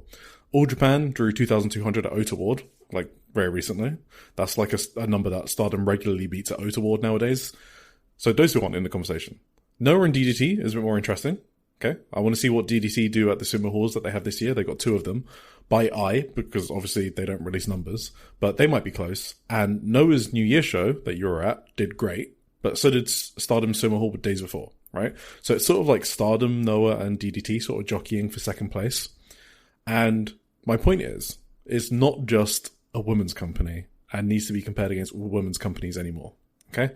Stardom are very likely the second biggest company in Japan, and more importantly, their Korakuens are starting to look like New Japan's attendance-wise in terms of how much effort they have to put in to draw a big crowd. And the answer we found out is very little. When they do put effort in, it's a sellout, just like New Japan. Yeah, man. Bro. Yeah, bro, man. Stardom has been the second biggest company, regardless of gender, for the past 5 years, I think. Well, you don't hear it being said. People are still... Yeah, but it's fact. If you just look at the attendances tallied up at the end of the year, they are always in second place for, I think, at least since 2021. They had fucking Noah had a year where they had 40K in the Tokyo Dome for Muta's retirement, right? I think 36K, something like that. In that year, Stardom still beat them. Like, yeah, 36,000 house couldn't rank them above Stardom in Noah was dog shit like that year. Okay, Noah has changed in 2025 over Zawa. So I think it's like more interesting to compare 2025 Noah to 2025 Stardom, because Noah's. But I still think Stardom easily beat them, right? I don't know if it's easily beat them in 20. I mean, they were Noah's Korakuen Halls, I'm pretty sure, had like a higher average, but that's because they used to stack their Korakuens with like GHC title matches, right? So the point I'm making is that Stardom don't have to do that anymore. Their Korakuens are starting to look like New Japan's, and that wasn't happening 5 years ago, right? So yeah, you might be right. What were Noah's biggest houses last year? Yeah, they had multiple sellouts, and they didn't sell the balcony, so it was like 1,500 plus. Multiple sellouts throughout the year. Odd Jobs is probably gonna He tell will. us And it's true. if Okay. he listens to that. But did they have like a 7.5, 6.5? Did they put up numbers like that? No. I don't think so. No. Yeah, maybe the Korakuens on average were a bit higher, only by like 50 or 80, I think. I tallied it up at one point. Wait, are you arguing for me? I'm agreeing with you. No, I'm just saying they have been. Like, just because people are not talking about it. I have been talking about Stardom as the second biggest company in Japan for years now. It's just what it is. People are having a hard time accepting it, especially like a couple of Dragon Gate fans, but that's just what it is now. But the second thing that was important that I mentioned, which wasn't happening before, is Stardom's Korakuens being like New Japan's.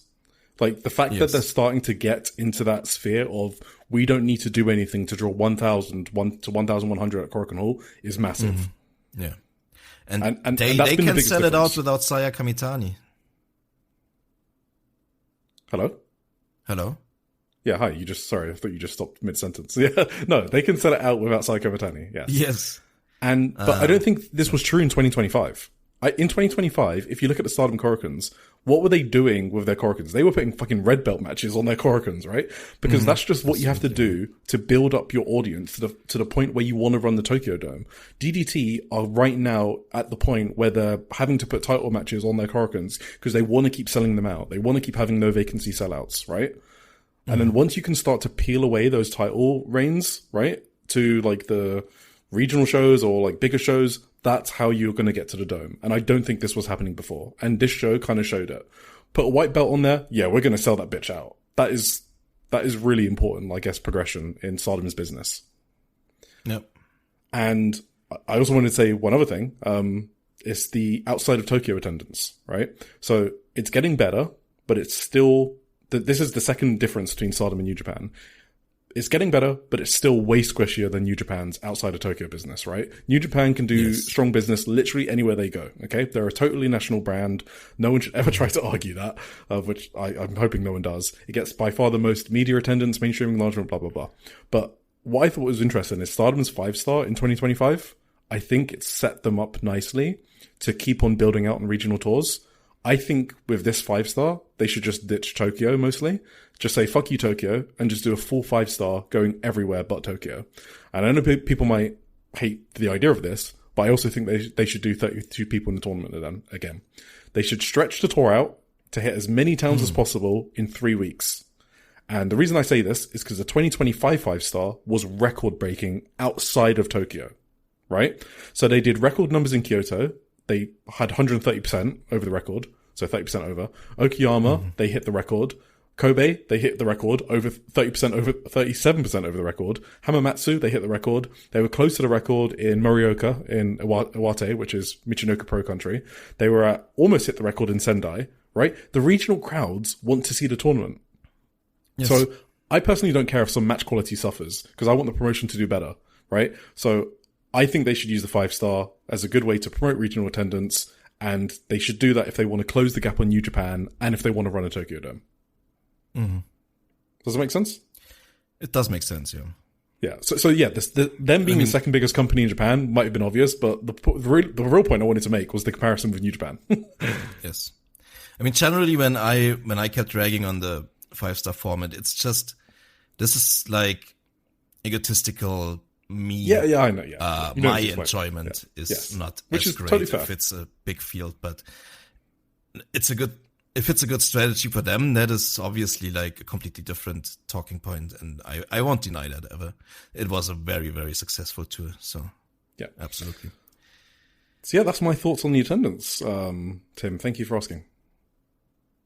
No worries. Let's get into it. We started out with this was 5-on-4 handicap. Didn't even know that. Yeah, because Fukigen Def was too cheerful and therefore unable to compete. Oh, yeah, right. I read this actually, so I did know that. Yeah, because her default is to be a miserable deaf clown. So if she's happy, then that's her version of being sick. Absolutely. Yeah, that's when she changed from Gokigen to Fukigen, right? Yeah. Those are the two words, I think. Whatever. It was Hate, and they defeated. So Hate were the 4 people, Asusai Inaba, Natsuko Tora, Rina, and Ruaka.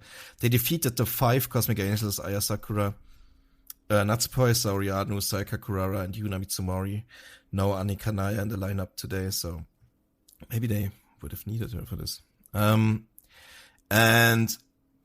this was great. I loved it. I loved this match a lot. I mean, it was mainly because of the finishing stretch, obviously, where they did the Sayaka Kurara beatdown essentially. I mean, at first Kurara almost had it. She just works so well with Tora, right?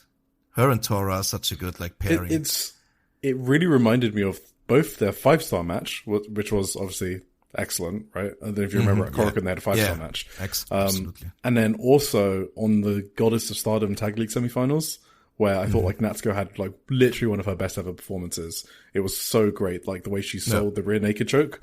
And she did that again here. And I thought, absolutely, it was fucking awesome. They just have really good chemistry. Yeah.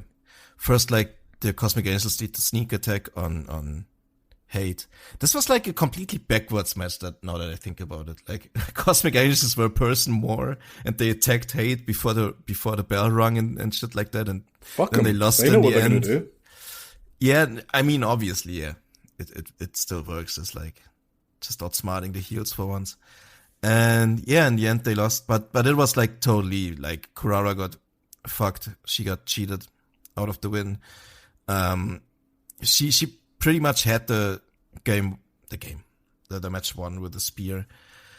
And Tora was on her back and she just missed it Sayaka during the pin. And the rest of Hate pulled the ref out at the same time. It was really well timed, so the ref didn't see the attack, and it kind of came out of nowhere for me, at least the mist, and that was a really cool moment. I think, just really well timed, and that obviously changed the fate of the match, and they ended up pinning Kurara in the end after they cheated her out of the victory. And I thought this was great heat. This was excellently done. I still have no idea where exactly the story is going with Sayaka Kurara. Obviously it's going somewhere. But they're playing this so well. The way they just beat her up over, cheat her at first, when Sayaka Mitani interferes and stuff like that. And then just beat the hell out of her after. And Kurara's face was so blue. I don't know how much liquid Tora has in her mist glands, but it's insane what she did here. Her entire mouth and teeth were blue, Sayaka Kurara's. It's she spit directly in her mouth. It's kind of crazy, but I love this. What were your thoughts? Yeah, I kind of gave my thought. No, you said it. You said it best. I was just sort of wowed by Natsuko Tora, and I feel like Natsuko Tora needs more recognition. I think she kind of basically serves that top heel function, which allows Saya to do whatever Saya wants. Right? We spoke about Saya's character alignment on the last episode. I think Natsuko Tora gives her the freedom to do that because Natsuko Tora is always going to be that heel. The traditional heel, basically, to do whatever needs to be done in the company. And I do think you do need probably a traditional top heel in the company, right? Yes. So, yeah, I think Natsuko Tora is incredibly important to the company. It's true. I totally agree. And she's underrated as hell. Did you hear the post-match comments? All I've got is Sayaka saying she wants to get her challenge accepted again. That's it. She just keeps repeating that. I did actually watch it and thought it was good, but I can't remember it. I forgot to write it down. So let's just move on, maybe. Yeah. Next up, we had a three-way tag team match, which was the Ito Respect Army, which is Kikyo Furusawa and Maki Ito. And they won against Kyoka Kotatsu and Tomo Kainawa from God's Eye and Maika and Xena, who are totally unaffiliated and don't belong together at all. So I don't know why they are teaming. Do you want to go on this one? I got nothing. Well, except Maika is definitely not facing Sayaka Mitani for the red belt, is she?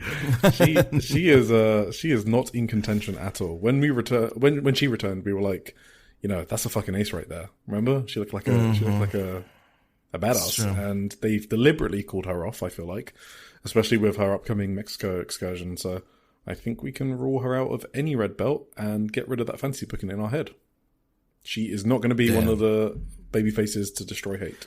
Well, do you think when she comes back from Mexico, and she just basically starts anew and comes back with like a vengeance and then goes after Saya, you think this all hurt her too much that she doesn't have the credibility anymore or whatever? No, I think she can still do it, but I kind of don't want it if they're just going to do it 1 month before Yokohama. No, you know what I mean? Totally agree. Yeah. But who is it then? I honestly don't know. I don't know what the fuck they're doing. It's really weird. Tomoka had very blue hair. I don't know if she was involved in a Natsuko Tora attack or something before the match. One thing I forgot to mention from the previous match, there was a really nice Aya Sakura vs. Rina stretch, and they did the same thing on the next show we're gonna cover that was uploaded today. So I think there's something brewing between Aya and Rina now. That could be a great match for All-Star Grand Queen or whatever. I wouldn't be surprised if they face each other again in the Cinderella and build something that way. Yeah, well, I assumed they were going to be facing each other in the Cinderella. That's why they did this, but... Maybe it's for the Cinderella. I would book it for the All-Star Grand Queen show, honestly. But I have so many like weird little singles matches I want to see on that show. I don't know if any of them. The card can only fit so much. Yeah. But yeah, they are working brilliantly together. So Aya and Rina are great. Anyway, for this match, yeah, this wasn't like the most newsworthy match in my opinion.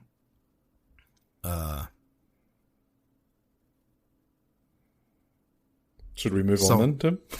Let's move on then, I guess. Maki did like some cool thing for the pin, but let's good on you, Maki. What good job. We had a trios match next. We had Mi Vida Loca teaming with bodyguarding, in fact, Saki Kashima on her retirement road. Itsuki Aoki and Rina Yamashita. They defeated Ane Kanaya, Rian, and Waka Tsukiyama together. Ane was dancing with Rian again. She should stop doing that. Although I do think there's a high possibility that Rian actually just joins Cosmic Angels too. I'm gonna get to that later. Oh yeah, I think so. Yes. So yeah, Itsuki and Rina Yamashita came out in like big fucking bodyguard style blazers. It was very funny. To protect Saki Kashima from all duress, I guess. And they denied the referee from checking her. From checking Saki Kashima for foreign objects, yeah. It was really funny, but at some point they had to take off their suits and wrestle. So yeah, this was a bunch of really funny stuff with Saki and Itsuki and Rina too. They constantly had to like rescue Saki. They carried her back to the corner all the time. This was mainly just to do a funny little. It was a good bit. Itsuki and Rina as Secret Service bodyguards. They looked awesome. Yes. It popped me. And in the end, they killed Ane and squished her. And then they let Saki get the pin in the end. That was very funny. Next up, we had our token CMLL match. It was India Sioux, Kira, and Tabata. They defeated the Godside team of Ami Sourei, Lady C, and Rana Yagami. What are your thoughts on this one, Eric? So, Tabata has completely brand new gear every show. Don't know if you noticed it. Oh, completely different. Oh, yeah. So she was in a denim fit. Okay. The show before, it was the more conservative one. It was like a more traditional blue fit. The other show was a skin-colored suit. She's got some fashion, you know. So that is what I noticed. Did you notice that she must doesn't have to some money too? Yeah. Did you know she doesn't have to cover up her tattoos? I didn't. Some some of them don't. Yeah, I noticed it. Yeah, because I know Debbie and Diana still has to, or maybe she chooses to. I don't know. So apart from that, a fashion watch for Tabata. I thought it was very cute that she kissed Rana. Yeah. So. Yeah. And I think it was my first time ever seeing Kira, and she looked good. I wasn't expecting a 450 splash, I guess. Mm-hmm. She also needs to fix her costume, because I don't think I've ever seen someone's gear not cover the underboob correctly. I don't know. I didn't even really notice that. I was kind of You didn't notice the underboob? It was like... Okay, sure. Yeah, no, of course, you didn't. I was kind of checked out during this match. I gotta be totally honest with you. Like, I stopped... Yeah, you're so I kind of stopped caring about these CMLR matches, I gotta be honest. No, that's fine. It's not for me, I think. I just don't like the work that much, honestly. And I just kind of... I don't know what exactly I did during this match. I think I looked up the post-match comments from Sayaka Kurara or whatever. So that's my bad. Let's move on. Let's just move on, yeah. We had the big one, the great one, the one we were all looking forward to, and the one we left just as happy as we expected to, I guess. It was Spark Rush, Takumi Iroha, the first time in Stardom since probably maybe 5 years, not sure if she was ever. Yeah, no, it's 2021. I think so, 2021, yeah. Together with her tag team partner Sari, they are Spark Rush, and they came in to defeat Fuwa-chan and Husky. So Husky has she has history with Takumi. I learned about that after the match, but that's the reason why she didn't want to. She refused the handshake in this match as well from Takumi. Do you know the history? No. I'm not quite up on it as well, but I think when Takumi left Stardom, Husky was still in Stardom, and maybe she didn't like that she left or whatever. This is like the dark ages of Stardom for me that I have no idea what happened in. So I just know that it had to do with that, probably, that Hazuki once again refused any kind of handshake before the match and just stood in the corner looking grumpy.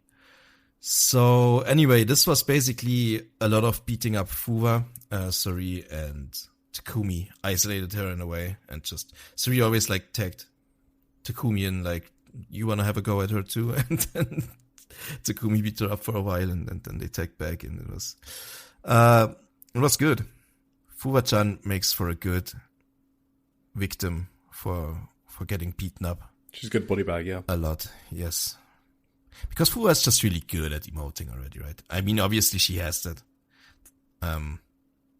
She has a whole career out of emoting in a way, back when she was a social media comedian or whatever. So there's no surprise here how good Fuwa is at these kind of things, but they just work tremendously well in pro wrestling, I gotta say. So,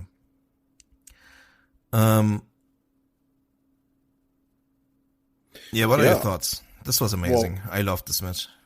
It was tremendous. I mean, this was a Joshi'ing Around weekly match. They booked it just for us. Absolutely.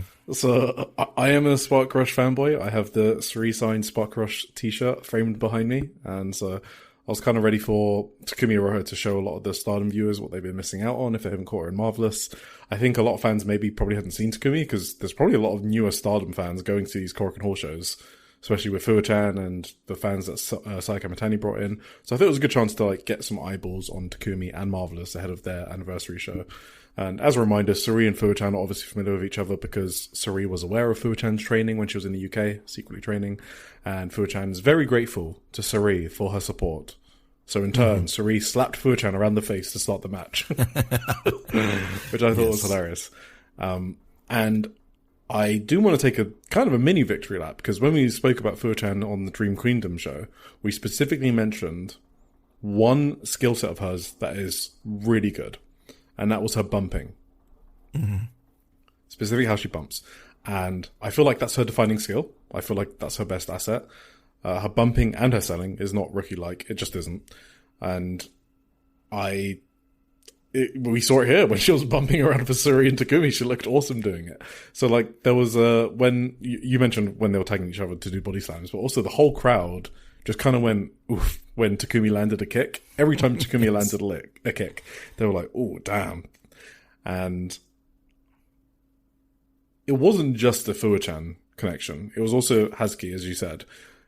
Mm-hmm. We need a singles match between Suri and Hazuki. Yes, absolutely. It's just a banger waiting to happen. They click. They have really good chemistry with each other. And they have not wrestled each other very much. I think the first time they wrestled each other was when Hazuki was Tiet Leka, right? During the Goddess Tag League, something like that. Probably, yeah. I don't think they've had a singles match ever, at least. But yeah. No, I wouldn't know when that would have been, so yeah. Yeah. And then Fuwa-chan got the level 0 finish, which is the diving foot stomp. So there you go. No, that's level 1. That's level 0 is oh, a yeah. form. Yeah, maybe. You're right. Come on, that's level 1. Diving foot stomp is pretty sick. Yeah, okay. Honestly. That's level 1. Yeah. I thought one thing was very fun when Fuwa-chan actually got the octopus on Suri, which is a Suri move. It's probably because Suri taught it to her, but also like I thought you're using a Suri move on Suri, you're so fucking dead. And she was very much dead after this. So yeah, that popped me a bit. I love how much aggression she had after the bell as well, like getting into the face of Suri and stuff like that. Mm-hmm. Yeah, that was very good. Yeah. And so in the post match, Hazuki said she wants to run FWC versus Spark Rush. Oh hell yeah! Hell yeah! Let's do it immediately. After that, in my notes, I have hell yeah, and then you verbalized it. Nice. It's like you're reading them. She also confirmed that Koguma is injured, which I didn't know. So maybe I'm oblivious. I suspected. I just thought she was taking a break, but apparently she's injured. So I guess that's how easy it is to miss things when you're not on social media. And Fuwa-chan makes a funny point that only in pro wrestling can you beat up your mentors and everyone cheers it on gloriously. Because she's referring to Suri as her mentor. She says that in the entertainment world, if you insult a senior, you're done. So that was kind of funny. Mm-hmm. And Hazuki pointed out that Senka was a second at ringside, which I did not notice because I'm blind. Oh, I didn't notice that either. Yeah, Fuwa-chan said, I saw Senka loud and clear. Senka-san, we're fellow rookies who debuted around the same time. I mean, I think it was like a year difference, but sure. And she's someone I have a real eye on. She was there as a second today, and she saw me lose. She saw me at my worst. She might be looking down on me, but just you watch. I'm not nearly done yet, and I've got you firmly in my sights, ready to destroy you. Mm-hmm. I could see you properly once I took my colour contacts out in the second half. I will crush you. Stand there and tremble. And then Hazuki just says, okay. So, yeah. But obviously they're facing each other in a 6-woman tag on this re-show on the 22nd of March. So. Awesome. Yeah, that's gonna be sick. Do we have any of the X's yet? No, right? No, I mean, I haven't seen it. All right. At one point, Takumi had Fuwa-chan in a Boston Crab, and Suri just stood in front of her and just stepped on Fuwa-chan's hands while Fuwa-chan was trying to reach out to the rope. That was a fucking bully-ass move. That was, I think, the loudest the crowd booed her at the whole match. That was... Takumi is so good from Suri, though. No, that was Suri who stood on her hands. Suri stood on her hand. Yeah. That was just funny. I thought that was a very funny bully move. Also, Takumi did her awesome double move. When she has one in an Indian deathlock and then does a German suplex with the other or whatever. And then that popped the crowd. Suri jumped over to make it like a quadruple pin or whatever. The jackknife. It was awesome. Yeah, the jackknife. Just a really awesome match. Just delivered everything we wanted from this match. At least I think I was fully satisfied by this one. I didn't leave disappointed whatsoever. When this was announced, this was what I expected, and it was great. Right, shall we move on? Yes. 8 men in the ring next with stars Hanan Momokogo, Saya Ida, and Yuri Ahime defeating Neo Genesis, Azumi Mai Sara, Miyu Hamasaki, and Starlight Kid. I was surprised. I must have missed this in the previews that Saya Ida is back already from her. She had a metal plate in her left hand, I think, that she got taken out. Like she had it in there for the past year. She had a big like wrist injury at the start of last year, and she had a metal plate put in. And she said she's gonna be gone for a while to have it taken out and then like recover from this. But she was barely out for like, what was it, 4 weeks maybe? Yeah, I think it was even less than, well, when was it? Was it Osaka, the 7th? Yeah, something like that. Yeah, so like 3 or 4 weeks, yeah. I expected her to be out for longer. She still had it bandaged up, so I was like, I hope she's not like rushing back too soon. She looked fine here though. Right, she looked fine enough to actually get the pin from a big lariat on Miyu Hamasaki. Yeah, I think this was just to give Saeed a win, I guess, because she just returned. And Miyu Hamasaki is the designated Neo Gen pin eater, so even though she was picking up some wins recently, which we said, she was the only one to take the pinner, so there you go. I feel like they're trying to keep her on somewhat of a level, so she always banks always banks like 5 victories or whatever over some rookies to just go back to being a pin eater for the next 3 weeks, and then it starts again. See ya. With a couple of victories, yeah. But she's getting better. I keep noticing. I was going to say on the house show, better. Like Miyu. Oh, I actually have it on this match. Miyu is just good now. Mm-hmm. Yeah, like, she is just good. It's been ages, I guess, since I've watched her and thought, oh, that didn't look good. Like I haven't thought about that in a long time. Like maybe like 6 months or something. I don't know. So yeah, no, she's just good. On the other hand, I have to say this because I was glazing Hanan last week a lot for how crisp and awesome I thought she looked on those house shows. She was kind of missing in this match for me. Like everything I praised her for last week was kind of missing for me this week. Like her crisp offense and everything I saw wasn't really here. She kind of looked a bit unmotivated again on this one. So I don't know. I was also surprised that she didn't get the pin, but I guess it's cool to give the returning Ida the pin, so it makes sense. I don't know if anyone remembers. Maika pinned Saya Kamitani, right, when she returned? Is that not something that happened? Am I going crazy? She did, yeah. Yeah. They just like giving wins to people who are coming back and they don't care who they have to pin. Yeah. No. I'm still thinking about the Maika thing. I really do think it's still a possibility that they're still going with it, even if it doesn't really make sense. At Yokohama. That would be insanity.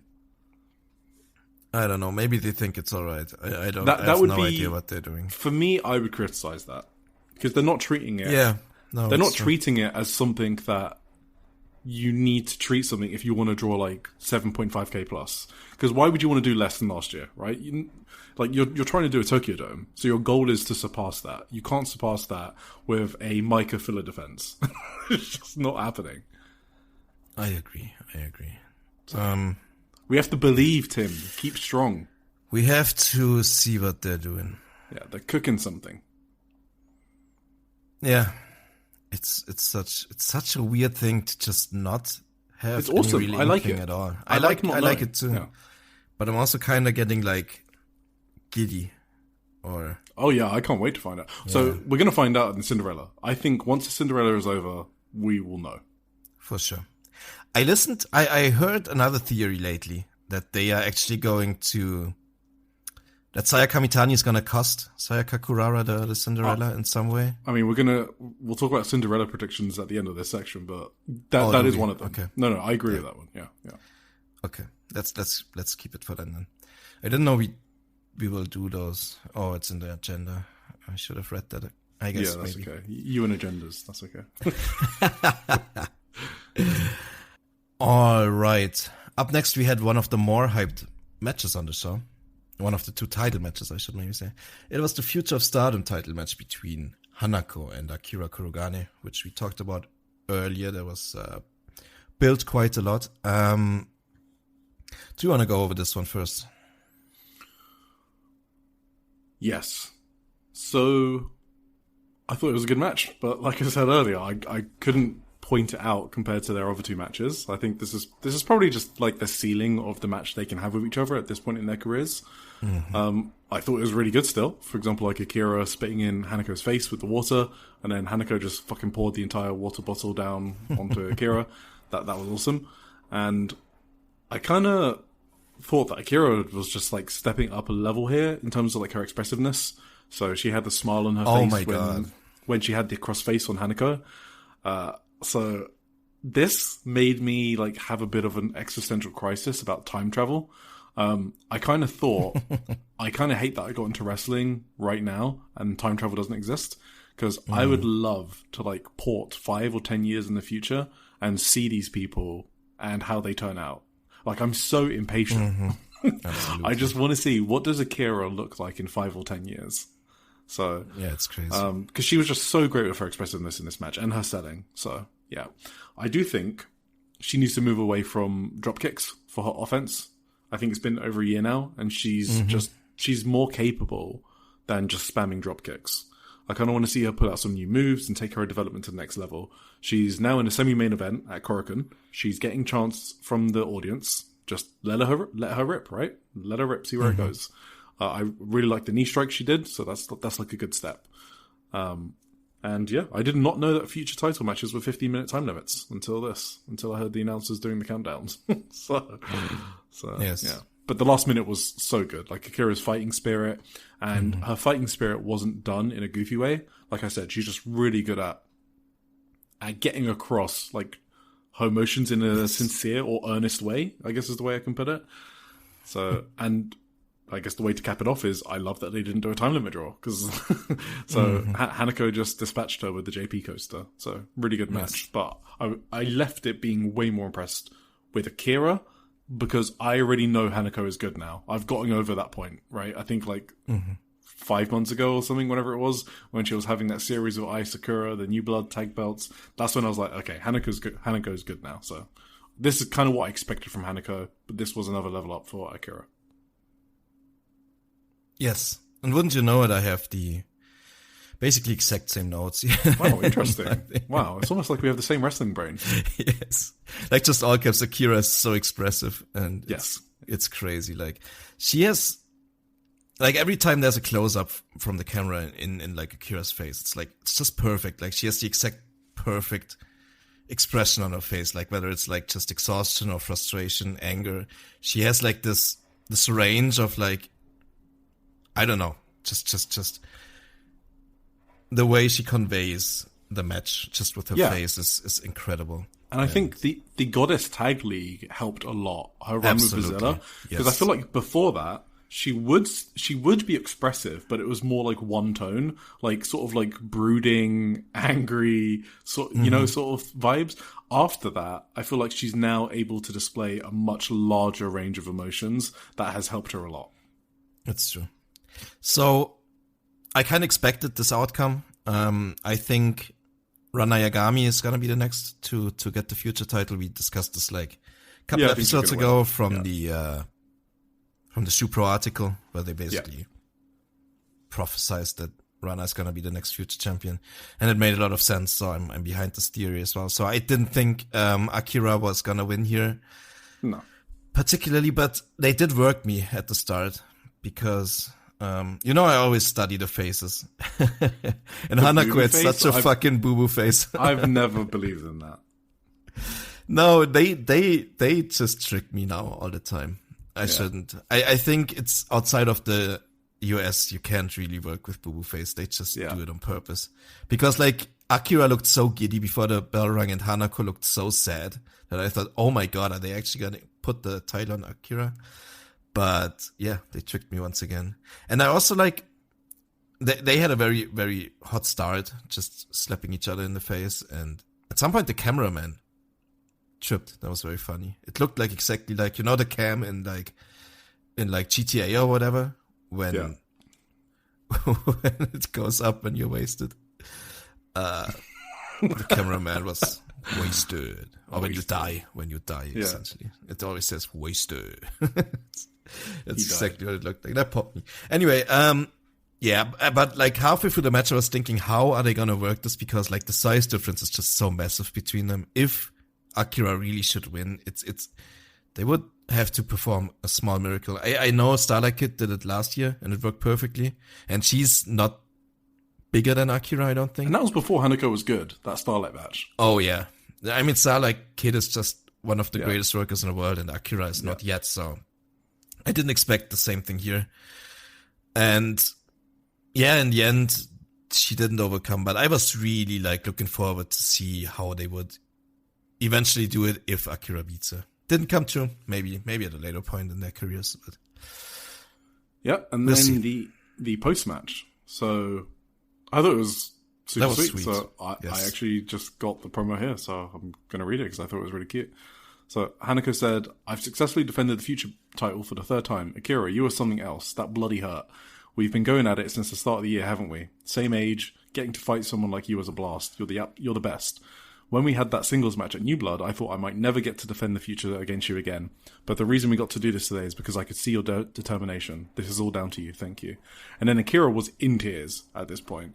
They were so close up to each other, I literally thought they were going to kiss. There was like that energy about it. It was so crazy. You never know with Hanako either. Right? You know, that's why I was like, there was so much energy between them. And then Akira's like, "Hanako-san, thank you so much. You're bigger than anyone, but you're kinder than anyone too. You always look out for me. I know that. That's exactly why I wanted this future match so bad. I wanted to take it from you. Today I was planning to be the one to throw you around, hurl you everywhere, show you the glittering ceiling of this Korakuen Hall. But instead, it was you holding that glittering belt who showed me that shining ceiling. And I was genuinely happy about that. The fact that you faced me with real resolve and gave everything that you had, that truly made me happy. Thank you so much. Hey, but I'm not done yet. I've still got plenty of fight left, so please let's do this again." And then Hanako was like, "Alright, so with that, my future defense record has under a month left on it now. So whether Akira comes to challenge me in that time again, I'll look forward to finding that out. The Cinderella tournament is starting. Apparently quite a few participants are eligible for this future title as well. So if any of them end up facing me, I will put my future title on the line. That would make things interesting, wouldn't it? Don't you think? Hey, what do you reckon, Korakuen? So I don't know who's coming, but Cinderella tournament and my future defense road over this final month, the lot of you had better be looking forward to it." So kind of sounds like she's putting her future title on the line in every match. Yeah, that's kind of I love that gimmick. It makes sense to me when people do it. It means she can lose the title before her eligibility runs out, and she just has to vacate it, which would be boring. So absolutely, no, I agree. That's awesome. And final thing is, she did say backstage she has not forgot what Cerise said to her in Kobe during the 5-star, and she wants to be on Cerise's anniversary card. Mm-hmm. So yeah, maybe she's one of the exes then. Maybe. That's probably it. That would be cool, I guess. Main event. Konami, the Wonder of Stardom title, was on the line. She defeated Hina in the end, which is kind of what we expected, right? Yeah, I mean, there was like zero chance. That was basically zero chance. I do have to say, though, I did spoil myself because I'm an idiot. I went into Discords and just didn't pay attention to what I was doing. So I did know. I think this match was great, right? I have two thoughts on it. I think it would have maybe hit harder if I wasn't spoiled, because they did have some incredible near-falls towards the end. But overall, I did also think, judging from the preview matches they had, that they might even get to an even higher level. So this wasn't, I think this maybe wasn't even the best they can do. You know what I mean? Yeah, I mean, same wrestling brain, right? So, like, I thought this match kind of only picked up once they got to there was a significant turning point. It was like a rear naked choke, and that was like after 15 minutes. So already the first 10 to 15 minutes, I felt were kind of weak actually in comparison to my expectations. Like, it was still fine. I'm not saying it was bad, but it was definitely just average. And then once it got to the rear naked choke, after that, the finishing stretch was really strong. Yeah, that's fair. Yeah. I don't have many notes for the start too, now that you mentioned it. Exactly. Like, until Konami did, like, the fucking cracking diving head kick, that was the first note I wrote down, and I think that was 10 minutes in. Yeah. I think also a pivotal moment was when Hina went for the frog splash and missed, and she just kind of splat on the mat. That was kind of brutal, and then Konami. Do you live for Sunday dinner and that slow-cooked all-day flavor of a pot roast that falls apart with a dull spoon? Thanks to Omaha Steaks, I'm never shy about the proteins when it comes to Sunday dinners at our house. Every steak is aged to perfection to maximize tenderness and hand-cut by master butchers in America's heartland. Get 50% off the world's best everyday protein. Go to omahasteaks.com for 50% off site-wide during their semi-annual sale. And for an extra $35 off, use promo code YUM at checkout. That's 50% off at omahasteaks.com and an extra $35 off with promo code YUM at checkout. Terms apply. See site for details. Go to https://omahasteaks.com to get 50% off site-wide during their semi-annual sale. And use promo code YUM at checkout for an extra $35 off. Minimum purchase may apply. Konami got her into the wrist lock for the first time, but that was when Hina still had enough energy to like do her leg roll-up counter, which she learned a couple of days before in the house show. I don't know if she did that before, by the way. Maybe I just made it up that she learned it on that house show, but she definitely had this counter prepared. And yeah, this was how she got out of it most of the time. There was the frog splash and the jackhammer, which were both kicked out. I kind of wish, like, Hina's jackhammer looks so sick, right? I kind of wish that would just get the pin every time. And I mean, she's got so many moves that look sick, though. The half Nelson suplex, she did a sick magic screw. The jackhammer obviously got a huge pop, but she's got so many good moves. Yeah. I kind of wish if she doesn't win, she shouldn't just do it, but I mean, it's fair. Someone kicking her out of it once every while. I was just thinking, like, Goldberg never had anyone kick out of the jackhammer, right? Did he? I don't know. And we should aspire to be like Goldberg. We want all our wrestlers to be like Goldberg. Yeah. Oh my god. Absolutely, yeah. No, absolutely not. That rear naked choke was insane though. Hina looked like she was good. Absolutely dead, yeah. Her foot just kind of fell on the rope in some way. Yeah, it was so good. Yeah. And not only that, it was just from that point on, why I called it a pivotal point is because her selling after that point to the end of the match was fucking great. Like, she sold like she died as a result of the rear naked choke. That made sense because Konami's been finishing fools left and right with this rear naked choke, right? Like, this has been one of her most protected finisher. Like, she choked out Starlight Kid, she choked out Hanan. Like, she has gotten huge scalps with this move. So the fact that her foot just barely touched the rope and she was out of it for the rest of the match, like, I think the only thing she got after that was like the Ghetto Clutch, which was one of the best near falls I've seen probably this year because I wasn't spoiled. It was crazy as fuck. I kind of bit on that. I think I still bit on it. It was such a late kick out. It was like literally like not just late though. I feel like it's perfect. Right? It absolutely, It was as late as you possibly could do it. And then Hina dodged a pun kick, which was good. You know, that was foreshadowing from the last show, and. I'm kind of surprised that she didn't finish Hina with the chokehold in the end, right? Because I think she finished her off with a triangle lancer, but yeah. Yes, but I thought that looked sick. Like, she kind of flipped her over in the triangle lancer. I don't know if she's done that before, but it looked like... It's not the most brutal looking hold in the world because she basically bends the arm it's supposed to go, but I think the main pressure point is supposed to be the wrist, so the elbow bending doesn't even have to do anything with it. The way she kind of flipped her over in it this time looked like even like the elbow clutcher and just looked like she was gonna rip her shoulder out of the socket at any point. So that looked fucking sick, I thought, the finish itself. And yeah, Hina just kept like collapsing during the end, and she had one like fighting spirit spot, but immediately ran into two more kicks from Konami, which was kind of just really good. It was really good. Yeah, Hina is excellent. She's the real deal for the future. Her and her sister. So these two are gonna be unstoppable. this was a good match, but I don't think it hit that next level just because of the first 10, 15 minutes. That's basically it. So I think they just worked it a bit too slow and it just didn't really click, and the crowd were a bit out of it, so just all of that combined. But last 5 minutes or whatever, amazing. Yes. And I do feel like it could be sooner rather than later that these two, like Hina and Rina, they are firmly on the white belt level now, right? I think of course. I think they could push them sooner than later into like really like the big spots here. I think they're ready. But there's only one white belt, so that's yes. That's gonna be on their There's system. a lot of wrestlers that are white belt ready, I guess is my point. That's very true. Absolutely. Then but I mean, like, they might just... I mean, Rina already went to the semifinals of the 5-star. I'm sorry for interrupting you. Okay. Yeah, she did go to the semifinals. Yeah, so what's next?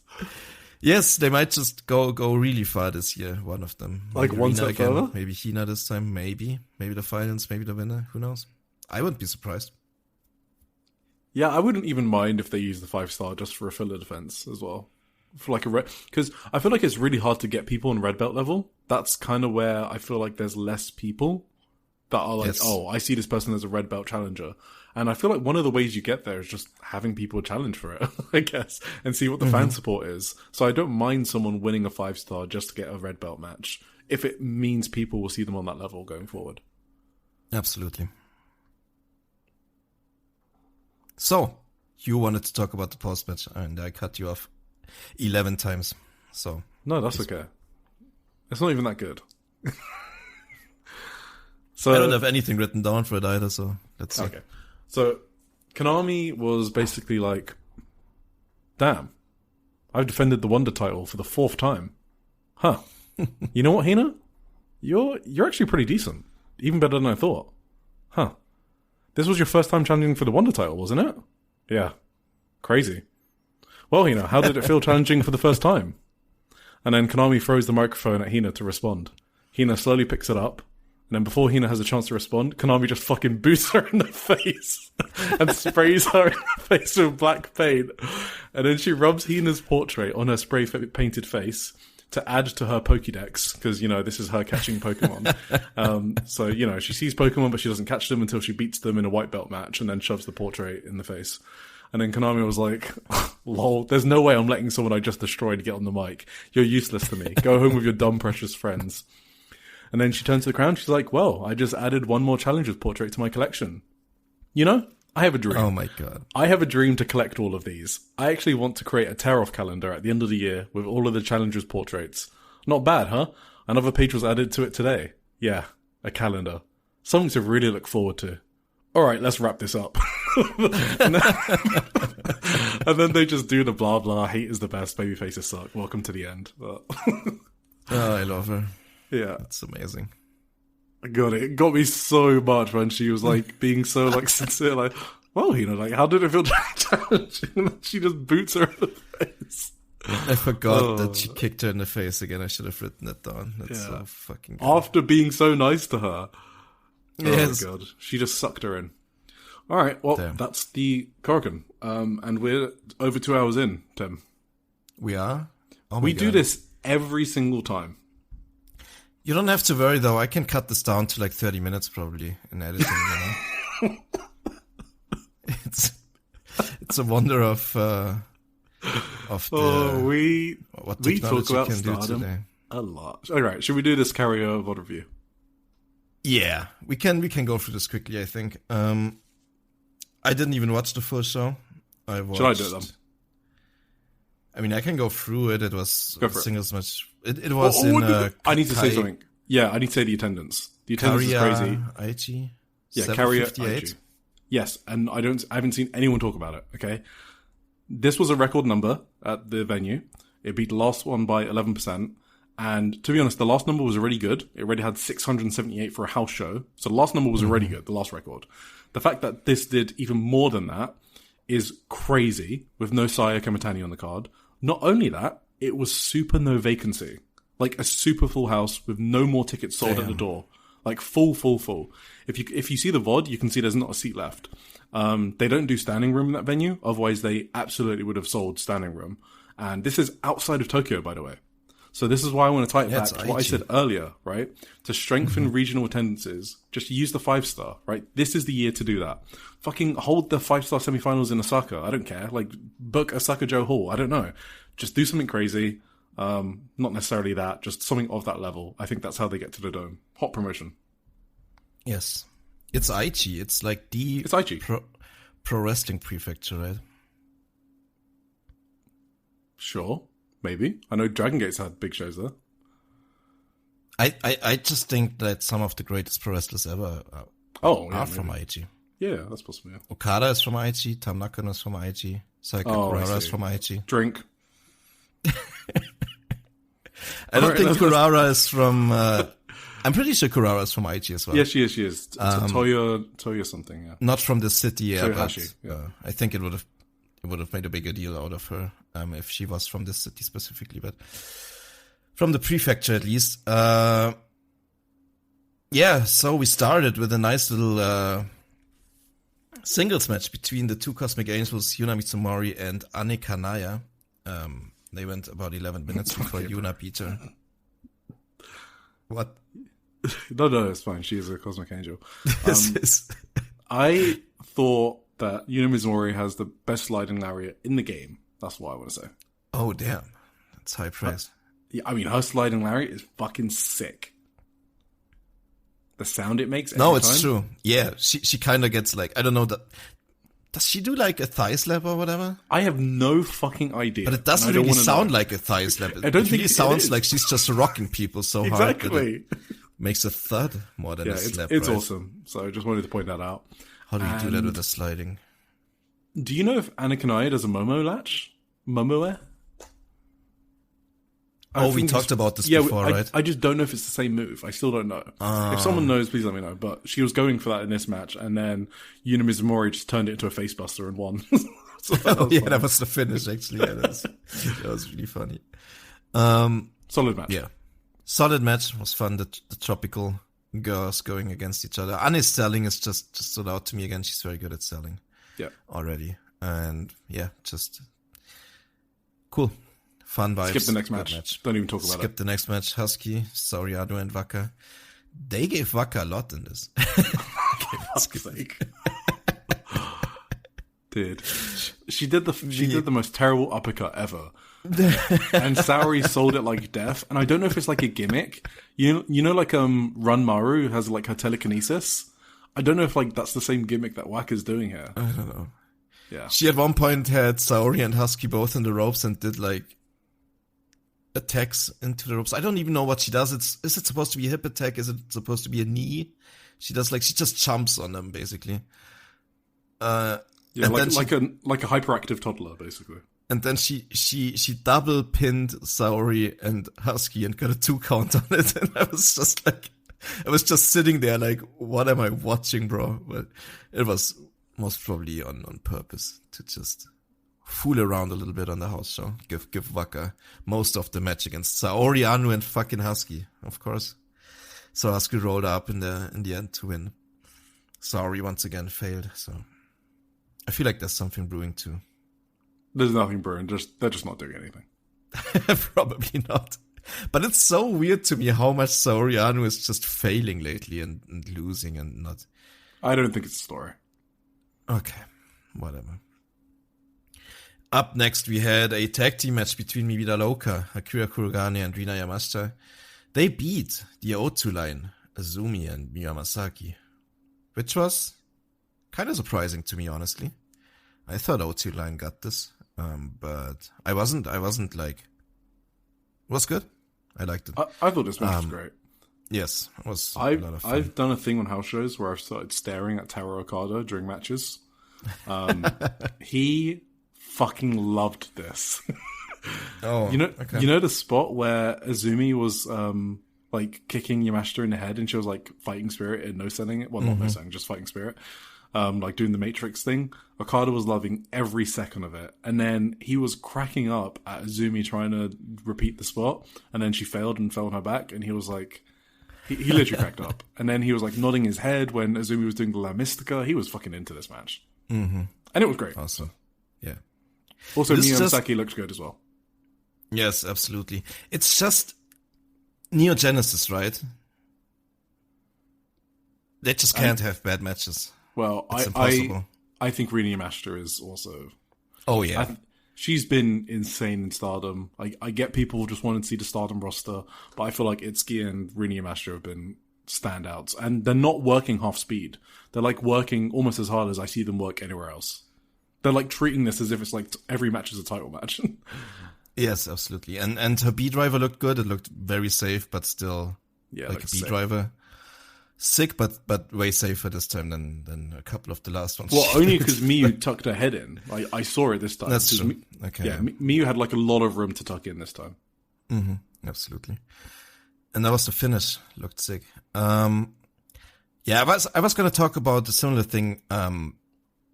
Maybe I don't know if you really touched on it, but a lot of people were like skeptical of Rina coming in, right? Into Stardom because they touched her from. Yeah. I feel similar, honestly, about Maki Ito after I watched the next match. It was a tag team match for Kiki Furusawa and Maki Ito. They defeated the Cosmic Angels, Natsupoi and Rian. I did not give a fuck about this, so you can talk about it. Oh, really? I kind of really went liked so long. It was like a 10-minute plus Maki Ito and Rian singles match. 12 minutes. Yeah, I kind of feel like a lot of people said like Maki Ito has no chance to like keep up in Stardom, and I don't think it's true. She's fine, but she's not outstanding. No, she's not outstanding, but I feel like there's like Stardom has an insanely high level, right? Especially at the top and even at the bottom. Like not at the very bottom, maybe like not Momokogo level or whatever. We talked about it before, but that doesn't mean that someone like Maki Ito who has a good understanding of how to carry herself in a match, can't basically keep up or is gonna have like terrible matches every time out in Stardom. She just has to basically like, in a way, keep up with the speed, keep up with some of the moves, and she doesn't have to do like, she does some pretty good stuff, and I think she's just been underestimated maybe when she came in. I think she's perfectly fine for this level in Stardom, and her work is better than a lot of people give her credit for. And that's basically my main point about this match. No, my main point actually about this match is that this was where I realized that Rian might as well join Cosmic Angels as well. And I don't think I would have a problem with it. I think Natsupoi and Rian have like the exact same goblin energy in a way. And Natsupoi feels way more like a mentor for Rian. Like they had some awesome singles matches in the past, right? I feel like Natsupoi would fit way better as a mentor for Rian than Maika ever did. So I think it would be a pretty good fit actually for Rian in Cosmic Angels, and just as like Natsupoi's little gremlin disciple or whatever. You know what I mean? Yeah. And this was basically the gremlins against the trolls, and the trolls won in the end. With Maki did an insane like double foot stomp into Rian's face. I don't know. That looked quite crazy actually, and then put her in the cloverleaf to tap her out. Right. Next up, we had Hate. Konami, Natsuko, Rina, and Raka. Once again, they defeated the Cosmic Angels, Aya Sakura and Sayaka Kurara, who teamed with Hanako and Rana Yagami. Which is a pretty fun team, actually. Aya Sakura and Rana.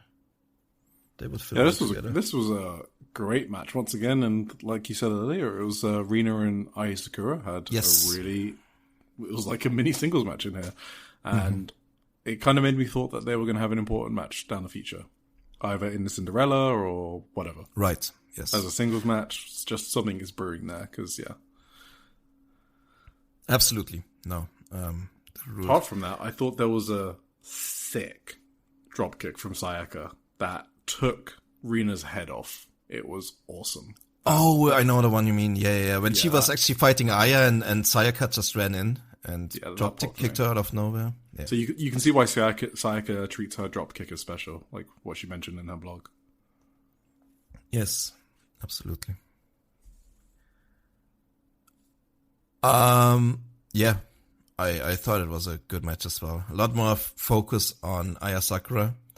I kind of expected them to take Sayaka Kurara apart again, but they focused on Aya more, and Aya ate the pin in the end, so that's fine too. Hate dominating Cosmic Angels is just the theme right now. Yep. Cool. You got anything more? No. All right. Up next, we had the main event, which I didn't have enough time to watch. I'm sorry, everyone. It was Stars. Hanan, Momokogo, Sayaida, Yuria, Hime. They defeated God's Eye, Ami Sourei, Hina, Kyoka, Kotatsu, and Lady C in about 12 minutes. Did you watch this? Yeah, I just don't know why I did. I got no clue why this was the main event. Like, none of them are from Aichi. It was Stars versus the God's Eye B squad. And Kyoka, Lady C, Momo, Yuria in the main event. I don't know. I think it was just like, let these people get over and use a house show to do so, which is fine. But this was like a record number at the building. So I thought they would want people leaving potentially new audiences with maybe Sayaka or Sakura in the main event against the top heel team. That kind of made sense to be the main event over this one. But whatever. It's just a house show, so who really cares? Also, Stars won, so I'm guessing it's just Stars have been taking L after L, so they needed a W. I think that's probably all this was. Yeah, maybe. That's true. I mean, they won the day before too, and Sayaida got the pin right, but other than that. Not the day before, the Korakuen. That was the day before. It was the day before. Anyway, Stardom not only fucked us over by releasing this today, so we had to rush home and watch it. They also fucked us over by doing the Cinderella press conference tomorrow, which means we do not have the brackets yet at the time of this recording. So we wanted to do quick predictions for the Cinderella tournament, but this makes it infinitely harder, of course. So I don't know. How do you want to do this? I literally think we just talk about who's winning, just literally say who you think is going to win, and we can be hilariously wrong because when the brackets come out. But you know, what can we do? We don't have brackets. So I will just stick with my prediction that I think Sayaka will win again. I just don't know how they escalate the story to do something big with Sayaka and Saya. If, like, I guess, like you said earlier, Saya could just cost Sayaka, but then who's winning the Cinderella and what are they doing with it? I don't really know. So I think that's my number one. I guess Hanan being a repeat winner is probably one of my second options, just to set up the white belt match. I wouldn't put it past them to do that. And then lastly, I can also see Aya Sakura winning, just to set up a third and final bout with BMI 2000 that they actually win. So I just think basically what I'm thinking is the Wish should be used to set up a big match at All-Star Grand Queendom. I think that is the best use of the Cinderella tournament. So I don't want it to be used for like Maki Ito winning and then using her Wish to like divert Bushy Road funding to give the Respect Army some new merch or something. Like, I just feel like you can do other funny storylines without using the Cinderella Wish. But maybe Maki Ito would do something really funny with dress and stuff, you know? Yeah, awesome. Cinderella dress. Wouldn't that Epic. be worth it? Yeah. I mean, the Cinderella, I just feel like it's always a month or so before your biggest show of the year. What if Maki Ito challenges Saya Kamitani? We haven't even taken this into account yet, this possibility. And if you know, like in AEW, like they have the Owen Hart tournament, right? Mm-hmm. That's kind of what it feels like the Cinderella should be. And if you look at who's in it this year, like Sariano and stuff. Yeah. Dunno? Maybe. Yeah, I've kind of talked about this last week. I have no earthly idea who should or who could win. I think if I had to put my money right now, it would be Hanan to set up the Konami that makes match. sense to me. At the same time, we also said it last week, she wouldn't need that. She has enough of an issue with Konami to have the match set up already, essentially. So who the fuck's winning? So Maki Ito, right? She has a singles pay-per-view. She has 100% win record, I think, on pay-per-view. Nice. I don't know. All right, lock something in. I'm locking in Sayaka. All right, I'm locking in Hanan then. All right. The most boring picks. If they wanted, they could do Natsupoi and Saya rematch. Would that be something for us? Oh man, I wouldn't care about that. I like Natsupoi. Really, right. I just, yeah, not on this. She has been losing too much too. She's doing nothing right now. She's literally just chilling. Yeah, absolutely. Saoriano too. So I would rather have Sayaka Kurara in the main event of Yokohama right now than Natsupoi. Or Saoriano. Yeah, that's fair. I think. Okay. Shall we move on? Yes. So just quickly, CMLL preview. Because, Micah and Mesa and Starlight Kid are on the shows. So they did a show, I think, yesterday. It was Candela and Metallica versus Mesa and Starlight Kid. And it was Micah versus Olympia. So that is on a VOD. So that will come out in like a week plus or something. And then they're in Guadalajara for free. I think that will be on the CML YouTube at some point. I think that's normally Tuesdays. Today's a Tuesday, right? Yeah. So I think it should be tonight. But maybe they upload it later. So maybe in a couple of days. But they are normally for free on the YouTube. La Catalina, Stanley, and Olympia versus Micah, Mesa, and Starlight Kid. And then on Friday, that's the big CMLL women's only show. So you can watch it on the CMLL YouTube for a fat £22 sub, or do what most people do. I actually have a £29 sub. I don't actually know why. And damn. Yeah, so then there's Dark Silhouette versus Micah, Mina Shirakawa versus Zeuxis, Megan Bain versus Olympia, La Yarohita y Jubia versus Mesa and Starlight Kid, and then Mercedes Monet versus Persephone, which will be great. Absolutely. Sounds good. We're going to watch and review this next week. Yes. So, up next, we go to Tokyo Joshi Pro Wrestling. They had 3 shows, 3 VODs that got released, essentially. I only watched 1.5 of those, so I think the Kobe VOD was just, it's been a long time ago. It's been on the 21st of February. Yeah, it was released like the day after, I think, or the day of our last recording, something like that. Yeah. Mm-hmm. The only notable thing was like, it was Daisy Monkey versus Mirai and Toga. So it was like the first and last preview match between them before Grand Princess 26. So I think I just kind of wanted to say that Suzume was really compelling. She's like a really compelling wrestler. I know everyone knows that. But like in the sense that you don't feel like any of her spots are rehearsed. So she comes off as like another of those wrestlers that you can get sucked into watching because, there's no spots or hiccups. Like everything's fluid. And that's probably Daisy Monkey in general, to be honest. So yeah, it was a fun preview tag. And Suzume said she wanted to beat Mirai to then defend the International Princess title against Arisu Endo. So that would be pretty cool if they did do that. Yep, sounds good. Anything else on the show, or nah, not really. Just move on to Okayama. Okayama, Mirai Hall. That's what the venue is called. Mirai wasn't involved. No. Or was she? No. No. Sure. We started off with a singles match between Himawari and Shion Kansai, the new rookie, which was pretty fun, pretty okay. I like that all the rookies for some reason are trying so hard to bring back the sleeper hold as like a serious threat. They're watching their Konami tapes, I think. But Himawari won in the end with a single leg Boston crab. Himawari is great. Himawari is awesome. She needs more love. I love her character. I love her wrestling style. And I hope she can get some singles title shots in the upcoming year. I thought she did good in this match with the rookie. Absolutely, yeah. She's one of, those wrestlers that I really like, just for her vibes and just for her energy. She's awesome.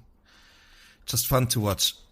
After that, we had another kind I of got no rookie notes match. Until the Miyu Yuki Arai match after this. You have no notes on the Raku vs. Ren Konatsu match? No, I got nothing. So you can recap it if you want. They actually did wrestle for a bit, which is a rare sight to see in a Raku match, I think. Raku won with the wrestling match too, with the swinging neckbreaker. So this was actually like more serious wrestling in like nothing happening match than I expected from this one, but it was kind of funny how she actually did like a swinging neck break and pinned Ren Kanatsu. Not what I'm used to. Either way, up next we had another singles match. You had nothing on Wakano Ehara and Chika Nanase either? No. Yeah. I was really hoping that Wakana brought me back. Because you kind of sucked me into the Wakana hate zone.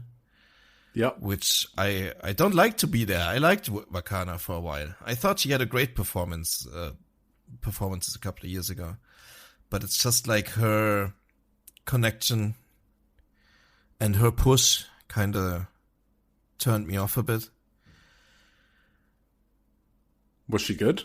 I don't think I watched that match. I was about to say something really wrong. Okay. What were you going to say? Nothing. Okay, all right. I don't know. You can guess. Guess in sure. In the Social Suplex Joshi'ing Around channel what I was going to say. No, but this wasn't really the match where she turned it around for me. It was fine. It was better. I like her better as a singles wrestler. I think she definitely should go back to being a singles wrestler. I liked it a lot more than when she teams with Yuki Kamifuku. And she needs to change her finisher. Like, that just looks messy and convoluted and not great. Yeah, she's fine otherwise. I think it's mainly her role in the tag team and her finisher that she needs to change. Either way. Next up, we had Sarah Phoenix defeating Pom Harajuku. Do you want to take this one? Then next up, we had Kira Summer, Miyu Watanabe, and Rika Tatsumi versus Mifu Ishida, Toga, and Yuki Arai. No. We had Mahiro Kiryu. Oh, this is torture. Aren't we here to review this? Suzume was so good in this match, okay? She was really, really good. I just wanted to mention that. I think Suzume and Shino Suzuki are the future of Tokyo Joshi Pro. That's what I'm declaring from this match.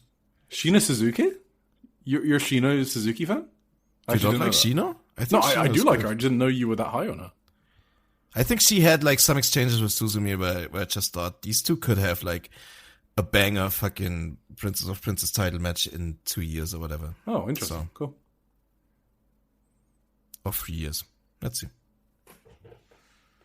Suzume won with a ringer bell. In the main event, we had Mifu Ashida. No, this wasn't even the main event. In the semi-main event, we had Mifu Ashida, Toga, and Yuki Arai. They defeated Hakuchumu, which is Miyu Watanabe, and Rika Tatsumi, together with Kira Summers, in 12 and a half minutes. Do you finally want to say something on this one? All right. So, Miyu and Yuki Arai, they lock up at the start of this match. And then they take others in immediately. I was like, oh, get down. They were trolling us specifically, I think. No, I mean, these two are having some of the best preview tags I think I've seen in TJPW since I've been watching, at least. Even, I don't know, Stardom's had some really good preview tags. Like, obviously, the Tam Nakano and Saya Kamitani ones were awesome. But they're just doing some crazy shit, okay? So I was just so captivated by like Yuki and Miyu struggling over a full Nelson Slam in this match. Yuki Arai is just so fucking unhinged when she's wrestling Miyu. She's like a psychopath. The way she's screaming, her facial expressions, it's like out of the 80s or 90s. You know what I mean? I'm just kind of fucking mesmerized by it. It's great. And I'm just really excited to see what they do at Grand Princess. I think Miyu's done an amazing job. I don't know why I was ever in doubt of how good of a job Miyu would do with Yuki Arai. But yeah, the finish here was like Yuki Arai had Kira Summer in a Scorpion Deathlock, and she just fucking screamed and didn't break eye contact with Miyu. It was so good. It was so unhinged. Perfect. That was sick. Yeah. So the story was like Miyu's less rattled this time compared to the Korakuen Hall preview tag we spoke about. And backstage, Miyu said that Yuki hasn't really done anything that she wasn't expecting, whereas at the Korakuen Hall, she had gone beyond the Yuki Rai that she had known before. Miyu says that there are still some things that she wants to figure out, but she doesn't tell us what they are. She tells us one of them on the next show. But yes, preview tags rule. They're one of the best things about Japanese wrestling, and Miyu Watanabe's taken them to another level. Yes. So the story essentially is that Miyu is just way stronger and better. And she was caught off guard at Korakuen Hall, though. Yes, this is obviously the big frustration for Yuki Arai. Yes. So Yuki Arai is really good at selling this frustration too.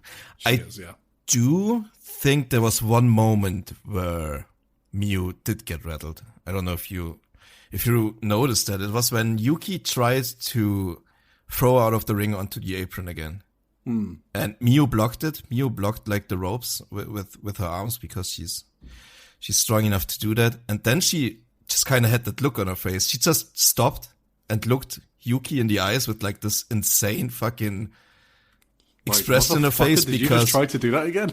Yeah, I'm never gonna go into that fucking apron with you again. What the fuck are you trying bitch, to do? Are you like, crazy? Bitch. I am never gonna go out of the ring. Oh my god. That was perfect. Absolutely perfect. Miyu is just so good. Like these little things, like just that 5 seconds. This is a house show. Look this on is a her fucking faces. random house show in Okayama. And they're so like good. telling they're putting these story beats in there.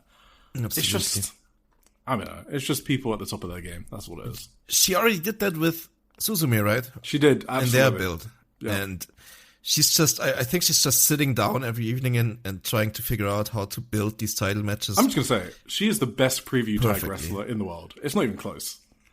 I don't watch anyone else's preview tags and like get these story beats through them. Well, I feel like I'm missing stuff if I miss a preview tag. She's like pretty firmly in the top ranks of the best wrestlers in the world either way. So oh yeah, for sure. I mean, yeah. So for that sure. is not a statement that is No. We crazy spoke about or it last anything. week. She's in my top 3 for sure. Yeah, top 3, top 5, something like that. Absolutely for me. She's just insane. She's so good at her job. It's not even funny.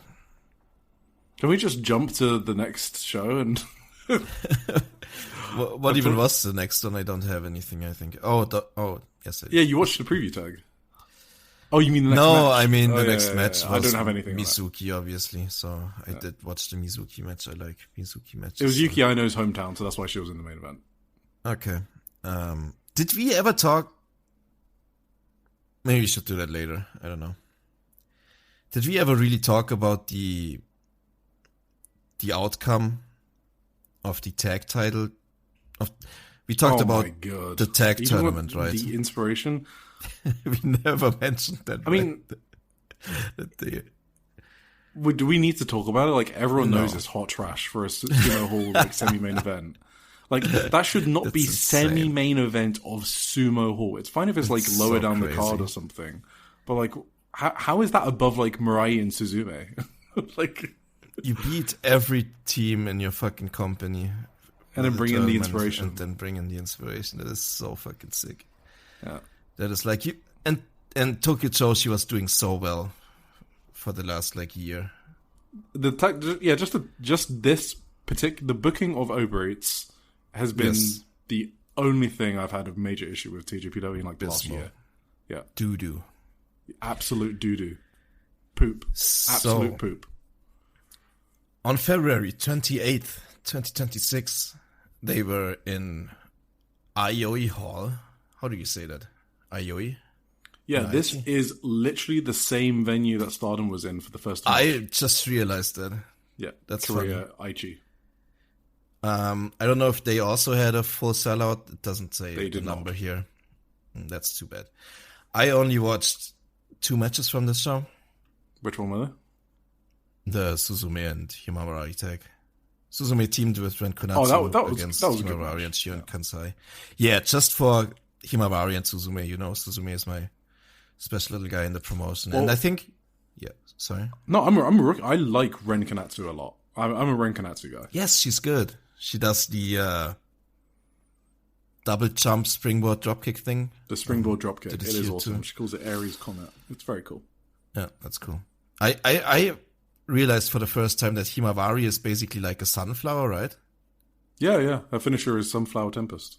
And Suzume is a bee, so you can fill in the rest.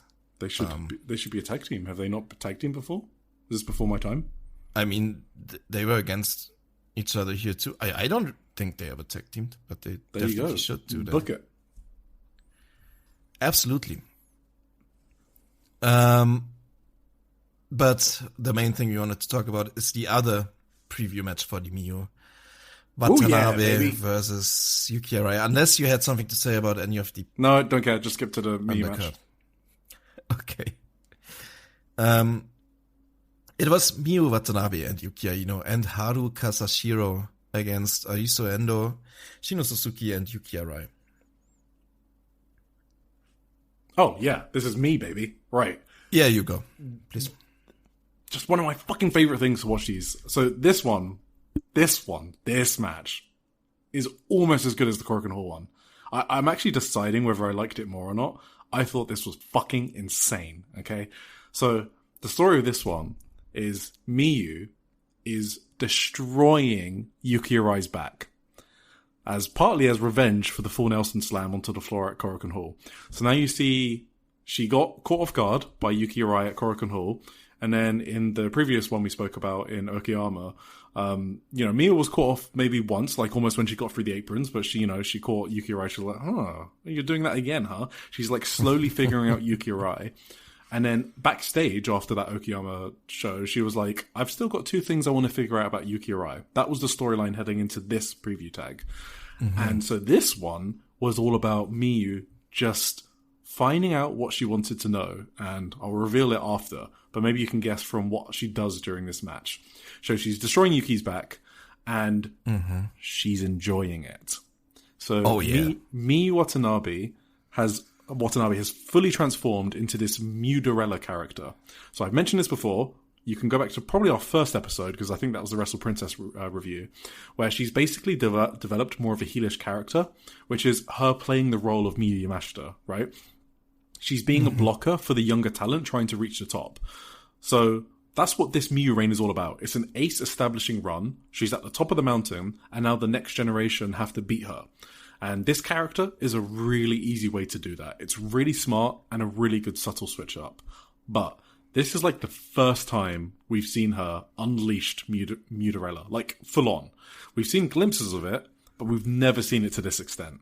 She's been a bit heelish before, like in a match against Arisu Endo in the Tokyo Princess Cup final, but this was like full on. She was just being as mean and a bully as she could be to Yuki Arai. And this just made me so happy because that's exactly what I wrote about. And it feels like they're rewarding people for following Miyu's character development. And I think Miyu is very smart about that. And that's what I love about her. Yes. So there are some spots in this match, like Yuki is sort of like mirroring Miyu's unhingedness. So like Yuki Arai was just staring, like literally glaring into the hard cam while choking Miyu out at the start, which I thought was kind of funny. But I loved when the crowd went silent because Miyu and Yuki stepped into the ring together. It felt like a fucking epic scene in a movie. And it was just Miyu Watanabe just having a smile on her face while beating up Yuki. There was one point where she goes for a giant swing on Yuki Arai, okay? And Arisu Endo, who's teaming up with Yuki Arai, stops the swing. And Miyu Watanabe just looks at Arisu Endo and is like, really, bro? And then Miyu Watanabe just turns it into the sickest lion tamer. Oh, this fucking lion tamer. It was so brutal. And it's so painful. I just want to give props to Yuki Arai because I think she's done her part as well in the selling and the acting of this storyline. But yeah, there was another part where Yuki Arai is doing her signature big boot and then Miyu just grabs it and just starts laughing at Yuki Arai. and then she turns it into the insane giant swing. Like it was one of her crazy giant swings. Then she had her in a Canadian backbreaker. This spot was really smart as well because she dropped her from the Canadian backbreaker position, which is basically an inverted teardrop, right? Yes. But they didn't have Yuki Arai kick out of it. they had Arisu Endo broke up the pin, and I thought that was really smart. That even though it wasn't a teardrop, they kind of treated it like one and chose to protect it. Another really fucking cool thing. Miyu does these really cool counters as well. So the full Nelson slam we've been talking about. That's like pivotal to the story. Yuki Arai goes for one, and Miyu counters it into a headlock takeover, and it was that was sick. It was like a Chihiro Hashimoto's type of move. You know what I mean? Miyu is that good of a wrestler that she's so smooth with these transitions. And then the best part was the finish. Obviously, she had a back in the Canadian backbreaker. Yuki, she didn't have her hands free, so she verbally tapped out. And the way Yuki looked when she was like panicking and begging the ref to stop the match, and Miyu just, and then Uta Takami comes into the ring to check on Yuki Arai after tapping out, right? That's just standard. That's what the seconds do. And Miyu Watanabe just fucking smacks Uta Takami out of the way. And then she just starts shoving the title in Yuki Arai's face. And then instantly, as soon as Yuki Arai leaves the arena, Miyu snaps back to normal. And she closes out the show with a smile on her face, just hyping the crowd up. So it's like, it's literally at a flick of a switch, and it was awesome. And if you don't think Miyu is one of the best wrestlers in the world, you need to step on a Lego brick. This is just such great, mean guy wrestling. It's just... And it's deliberate as well, over like many months of building up. Like, people are looking for this kind of wrestling in today's wrestling world, right? And they refuse to give something like this a chance. And it's just their loss, but it's so crazy how it's just right there, and people are just not realizing how fucking jock, mean guy, amazing this whole thing is. And not just jock, not just dumb, but like really well like thought out and like constructed. Like I said, for like the past 6 months, Miyu's been telling the story. Psychology. Yes, exactly.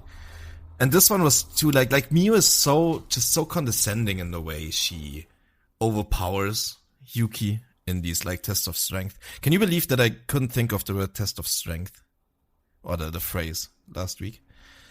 Oh. Anyway, that was it. Yep. And Miyu is she's just always bending her over her knee essentially, like she's her daddy or something, and these tests of strength, and it's so like condescending in a way. So here's the point now. I didn't say it, but now let me guess. Yeah, go guess. Yeah, you should guess. Because one major spot in these matches has been the sharpshooter, right? The sharpshooter, and the way Miyu Watanabe reversed it was always she just took her leg strength. She just blocked Yuki from crossing her legs because her legs are too strong. So at one point in this match, Miyu just let her do it. She just let Yuki get the sharpshooter on her easily. And then Miyu immediately countered the sharpshooter into her own. I don't know if it was a Boston Crab or a sharpshooter as well.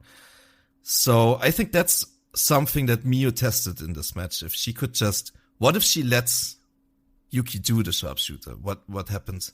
And she immediately was able to counter it. So now she has like 2 ways to block Yuki's submission. So I don't know. So, maybe that's one of them. But that's just something I noticed for this one specifically. This is why Miyu Watanabe is awesome. That what you said was completely valid, right? But she did say there were 2 things, and she only revealed one of them. So that could have been the second thing. But the one she revealed was she wanted to know like the extent of Yuki Arai's grit. So like how far she was like willing to go. And that's why she kept on putting her in all these submissions and bullying her. She turned on this character to see how far Yuki Arai was willing to go. And that's why she tapped her out, right? She didn't hit her with the teardrop. She put her in a Canadian backbreaker and forced her to submit. And then the Lion Tamer, and you just mentioned the Boston Crab. So I think what you said was completely valid, and that could be the other thing. I think what I said is not something that Miyu would just say in a post-match interview. Yeah, exactly. That's more something that she did to also tell a story of like to build up the match in a way. Yeah. Because I think it was very deliberate that Miyu let her put the sharpshooter on her in that way in this match. I fully believe never let her do that before. Yeah, I fully believe Miyu thinks about these things. We have too much proof of this. All right, well there you go. That is Miyu Watanabe, one of the best wrestlers in the world. The next preview show is the 7th of March in Shinkiba, and we do have another Yuki Arai Miyu Watanabe, and it's the main event. It's Miyu Watanabe, Toga, and Uta Takami versus Himawari, Shino Suzuki, and Yuki Arai. That's going to be great. Oh, that's awesome. When is the big show, actually? Is it end of March? 29th of March. Okay. I'm really looking forward to that one. Yeah. Oh, one note I have. When Suzume beats Mirai for the title, I think Himawari should be her first challenger. Himawari, Arisu Endo, any of those, yeah. It's going to be great. Do you think Suzume is going to beat Mirai? I think she should, because Mirai is just too busy. I think it's a good run. I don't think she's someone that holds it for too long. No, that's true. I agree. The thing is, Suzume's already held this title, so she needs to do like a different type of run with this one. Yeah. So this needs to be like a bit more of a dominant run, I feel like. I don't know. We'll see. That's kind of how they did it with Miyu too, though, right? Exactly. Yeah. So it's not out of the question that they do these like double title runs in a way. Yeah. I don't know. Okay. Do we have you already previewed this? Yes. So let's go into the deep and dark corners of the indie zone. There is a fifth dimension beyond that which is known to Tim. It is a dimension as vast as space and as timeless as Tony Storm. It is the middle ground between light and shadow, between science and whatever AJ Styles believes in. And it lies behind the pit of man's fears and the summit of Eric's knowledge. This is the dimension of imagination. It is an area we call the Indie Zone. Whoa, that was crazy. Thank you for that, Corey. I really appreciate that handover. That was awesome. So, yes, in the Indie Zone today, we have some indies today that we don't usually cover. And that's just because of time constraints. And maybe that will happen again today when we got stuff. Let's see. But no, normally I leave some of these promotions for like the newsletter, except Actress Girls, which we always talk about. But there was like so little wrestling this week, as you can tell from our runtime, that we could cover all of these new indies in audio form. So let's start with Wave. So 21st of February, we had Wave at Amistad, and I only watched one match on this card because the rest looked doo-doo. And I watched Haruka Umisaki versus Honoka, and I just... So the tag team is called Amikyun? Yeah, that sounds about right. Amikyun. And they're facing each other because it was Honoka's birthday. So she wanted to face Haruka Umisaki. I like both of these a lot. Honoka, now 21, and she has the same birthday as Saran, who's 4 years apart. That's kind of crazy that the two of the three contracted wrestlers in Wave and they have the same birthday. I just feel like... That's funny. Statistically, right? That's fucking crazy. Yeah. So this match was really good. I like Umisaki playing the heel sometimes. Like she's not afraid to draw some crowd boos. It is her home arena, you know, because she's the Ace of Diana. It's Diana's venue. But it was really good that she played that heelish role here because Honoka is a really good babyface. It's kind of cringe to compare her to Starlight Kid just because they're both masked and small. But the way Honoka sells is honestly like the way Starlight Kid sells.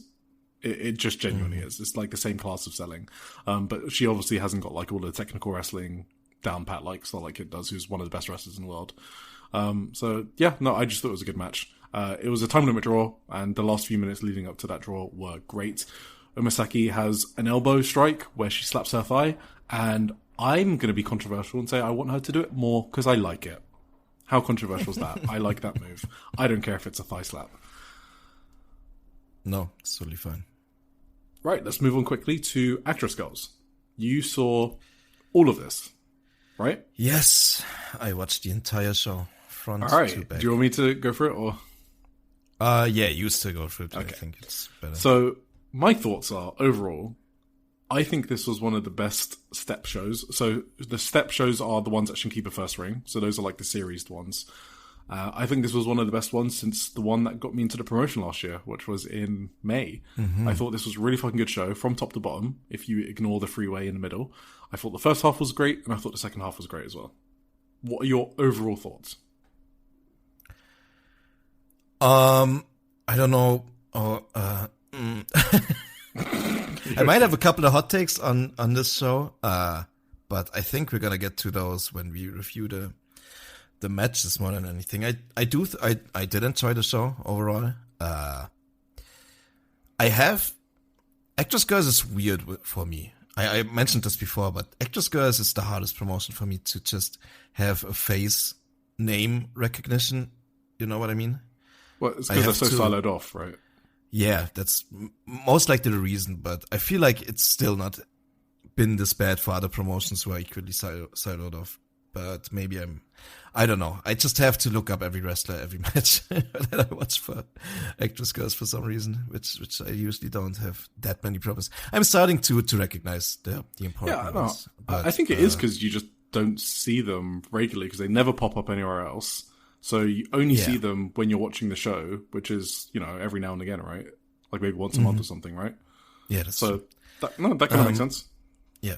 But overall, I think one thing what Actress Girls do, or like what they did on this show, specifically maybe, I don't know if it's like a general thing, they do a lot of matches that they build like really epically and really long, They do really like long form matches with a lot of like crazy kickouts in the end, and they treat a lot of matches like they are the main event, essentially, is what I'm trying to say. So a lot of matches here, I thought on this show honestly went a bit longer than they should have, in my opinion, honestly. Not the main one, I think, not the best one, not the semi-main. I think that was okay for that match because it was good enough and it was really that great. But, like the second match, the main event, those two matches just kind of went a bit too long for me, honestly. So, all right, well, let's I think they just build it they put a bit too much into it, maybe sometimes. But that's that's just high level. I don't think it's a hot take, by the way. I think there are some matches. I remember one of them, it went like 22 minutes, and it was honestly agonizing how long it went, because nothing happened. Some matches, they just decide to go long, like double the length they should go, basically. Yeah. So, can I say that this was the main event for me? Yes. So it was agonizing for me by the end. I wanted this match to end so badly at some point. Okay, so that would be interesting to talk about. But we can, Yeah, because normally I would agree with you, and this one worked for me. So I guess we can talk about it. Okay. All right. So the opener was Marino Nishimura versus Naru. So Marino Nishimura is the new rookie. She came from the Venus Pipeline, that theater group that we talk about sometimes. She's like 5 matches in now. So, and she's pretty good for someone of that experience. This was her first ever singles match. So Naru is part of Actress 5, which is like the lead babyface faction. She's the pink member. It's like Power Rangers. And after the match, so we'll go back to the match in a bit, but after the match, I just want to say that Naru basically said she was leaving Actress 5 because she was getting busy with her costume making company, because apparently that's how Marino knows Naru, because she's been helping her with that costume company. So Naru wanted to pass down Pink to Marino Nishimura, and Marino Sahara, who's the Actress 5 leader, said, yeah, why not? So there you go. So this was basically a entrance exam into Actress 5. But yeah, so I think Nishimura has some really interesting cradles for someone with like 5 matches. She has some unique submission holds. So like one of which she like holds onto the ankles of the opponent and then uses her hip to push the opponent into a bridging position, which is like meant to be a stretch. So that's interesting. I've never seen that before. She also does a sliced bread, which is not something you see a 5-match rookie doing as well. So it's just Actress rookie girls thing, I think so. Yeah, I think Marino is very promising, honestly. I think one thing you always gotta like look for a bit in like these very fresh rookies who are just a couple of matches in. It's just like the movement, right? How like the hesitancy between moves and like it's confidence, how fluid they move in the ring, the confidence. Yeah, that's exactly the right word. And she just moves so fast between spots and stuff, and she just moves so confidently into the next spot, and it's just, she doesn't look like a 5-match rookie whatsoever. I think she's very promising, so good on her. And I also think she's very expressive generally. I guess that's where the acting jobs come from like just on the mic after the match as well, and stuff like that. Her promo on the mic didn't sound like someone who held the microphone for the first time in their lives or whatever. You know what I mean? Give me more idols in wrestling. Yes. I'm not even joking. They are too good at transitioning into wrestling, I feel like. There's too much proof of it. So, I mean, she wasn't an idol, she was an actress, whatever. Idol, actress, whatever you want. Yes. Second match. Kana Ifuku and Sakura Mizushima versus Mari and Rio.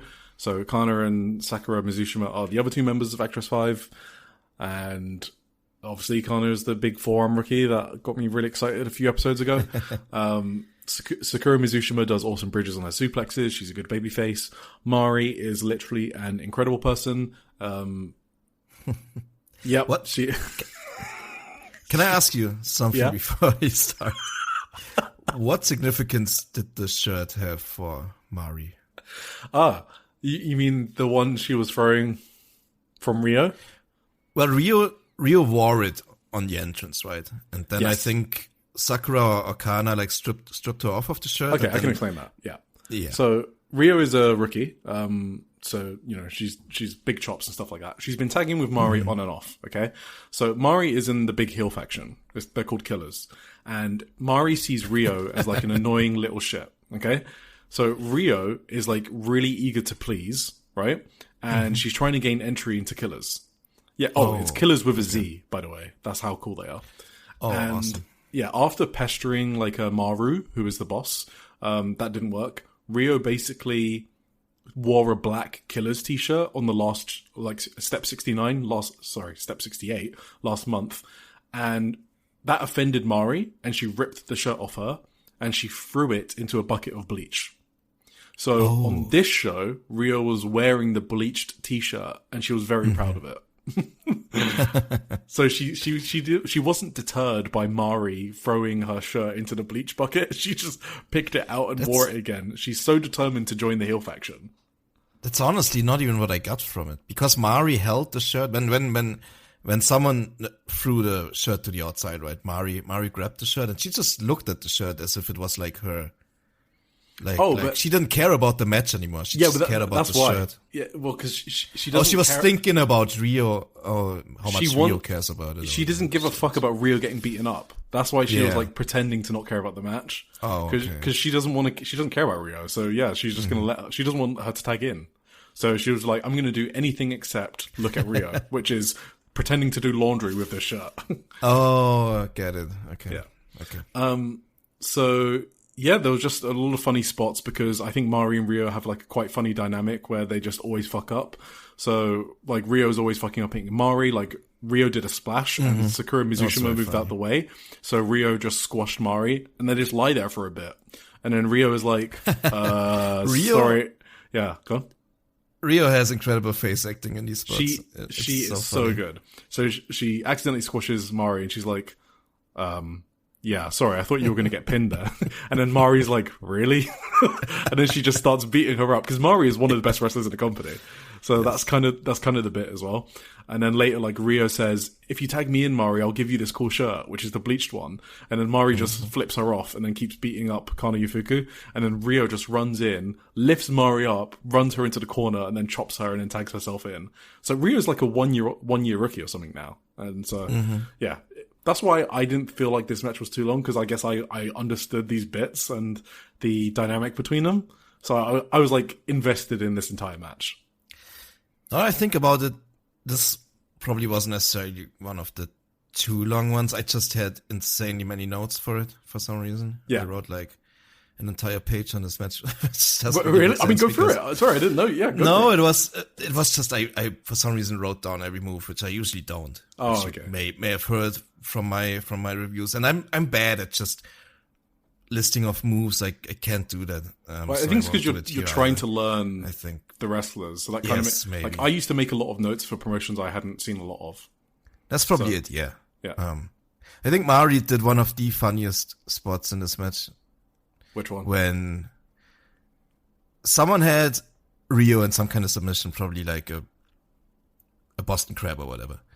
And Mari stepped into the ring from one side of the turnbuckle and looked like she was going to break it up, but then she just stepped outside of the ring on the other side of the turnbuckle. I cracked up so hard at that. She Mari is one of my favorite me. wrestlers. Yes, I love Mari. She's very good. She's very funny. Cool. That was hilarious.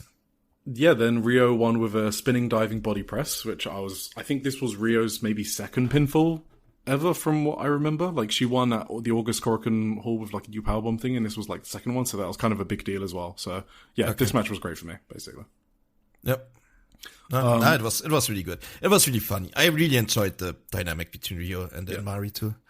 Like, I didn't get it why they acted like that, but it was just very funny to watch. And very good. Awesome. Acting, I guess, from both.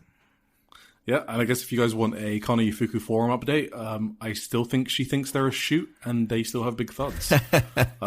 So, there you go. Oh my god. Then the next match was Ayano Iri versus Riko Fukunaga, who's the Actress Girls Champion, and Hinata Senya.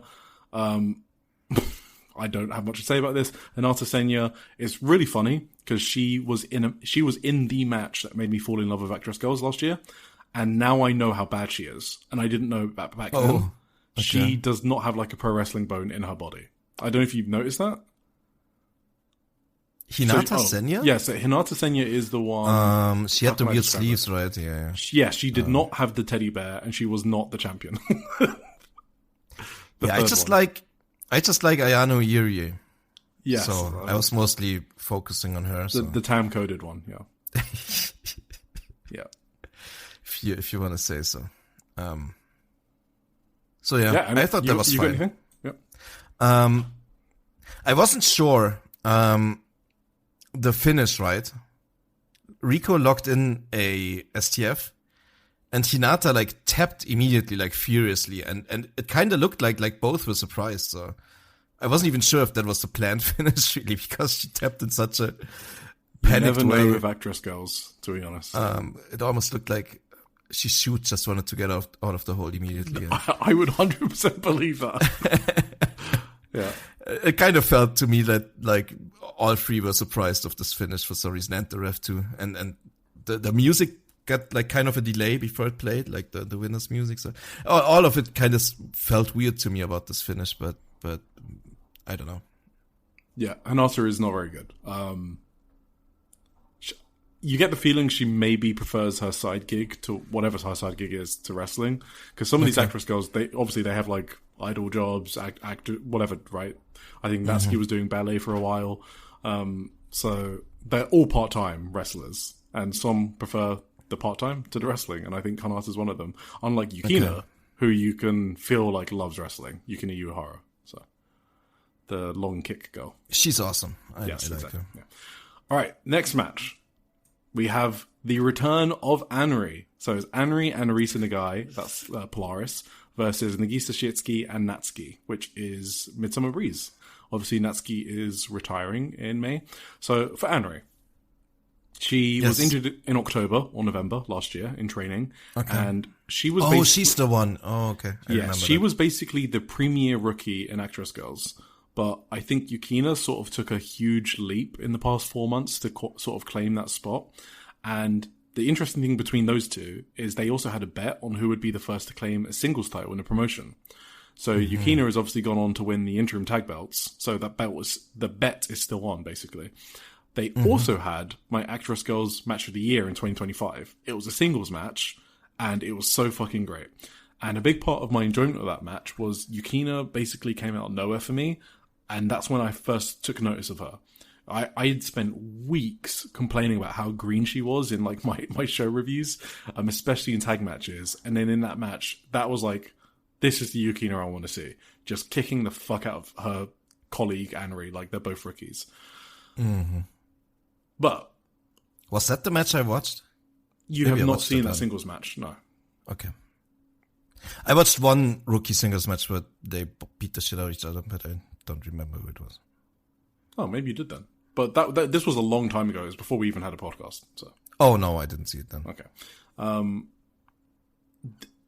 Just going back a bit.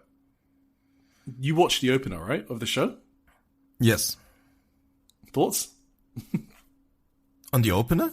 Yeah, so no, sorry. I mean like the entrance. So basically, Actress Girls, basically they have an opening, and the start of the show... Oh, you mean the opening dance yes, thing? Yeah. So it's the only show that I don't skip around to the matches. Because, first of all, the camera follows around the wrestlers, just doing like pre-show signings, so you get a glimpse into what it's like attending the show. And then I love the choreography that they do to open up each show. They're baby faces, and I love the choreography that Mari does for the hillside. It is just very captivating, and people know I'm a choreography guy. I get mesmerized by K-pop dance videos and stuff like that. I remember I watched BTS on repeat, for example, the boy K-pop group. I used to love like one of their like Dynamite. I used to watch that back to back. So they do this cool thing where they have a new sequence, like in the opening, right? Where they basically preview the matches on the show. So, for example, on this show, everyone parted for Asako Miya, who was in the main event challenging for the title, trying to get her third win in 400 matches plus or whatever. And then Yukina Uehara butt her out the way. It's just like a nice little touch. It's great. But why I wanted to bring this up is because when I saw Anri doing the choreography, it's been so long, and I was just really happy. So, yes, I gave all that background just to say I was really happy that Anri was back. Did you know her gimmick's a Pokemon trainer? I mean, I can see that. Yeah, she's got the Pokemon cap, and her moves are related to like her seated senton is called the Denki Shock, which means electric shock. She's got the 100,000 volts from the top rope. So I think electric type Pokemon is her thing. Not quite like a master like Konami. But yeah, she's like a trainer. So I'm really happy Anri was back. So Tim, yes, what did you think of Anri? Okay, so Anri, right? Oh fuck, you're gonna bury her now. Yeah. So her look, I thought it was baseball. All right, related, not Pokemon, because she has like this light up baseball cap or whatever. Yeah, but that's the Pokemon hat. And does she do a baseball? Does she do a Pokeball throw at the start of the match? Yes, that's the Pokeball throw. Oh shit! I thought it was so funny because like they were in the ring, right? Let me paint the scene for you. They were in the ring. Arisa Nagai was just fucking doing a whole dance routine on her half of the ring. And Anri was just standing there, her eyes closed, and was like meditative almost, on the other side, in the other half of the ring, while like Nagai did her whole dance. And she was like so concentrated on her baseball throw that I thought it was. And then she finally, after like 30 seconds of concentrating on her big throw, she finally reaches back and she finally takes a swing. And she hammers whatever she was about to throw completely into the ground and completely bottles her fucking throw. But if it was a Pokeball, then you do throw those on the ground, right? Yeah. So then the Pokemon can be let out of the ball, yeah. So she didn't actually have the worst baseball throw I've ever seen. It was... She had the best Pokemon trainer throw you've ever seen. Oh, okay. She's good then. That was what I was gonna bury her for. Her baseball throw. Okay. It's good then. Nah, I really enjoyed her. Do you understand why she gets some hype? Yes, absolutely. She's good. She's a really good wrestler. I wouldn't have thought she's a rookie. Yeah. If you didn't tell me that. I thought she was just a really, really good standard wrestler to me, in this match. So, and overall, I did really enjoy the match as well. Like these women are just fucking kicking and punching, not really punching, but like forearming each other so hard in the back and in the chest and like, this is crazy sometimes. These kicks, they don't give a fuck. It's just fucking, I don't know. And the chops from Shotsuki and everything. Anri has really good kicks, I think. Yeah. Which is crazy to me because she's like not the kicker out of like the rookie. You know, Yukina's the kicker, right? Okay.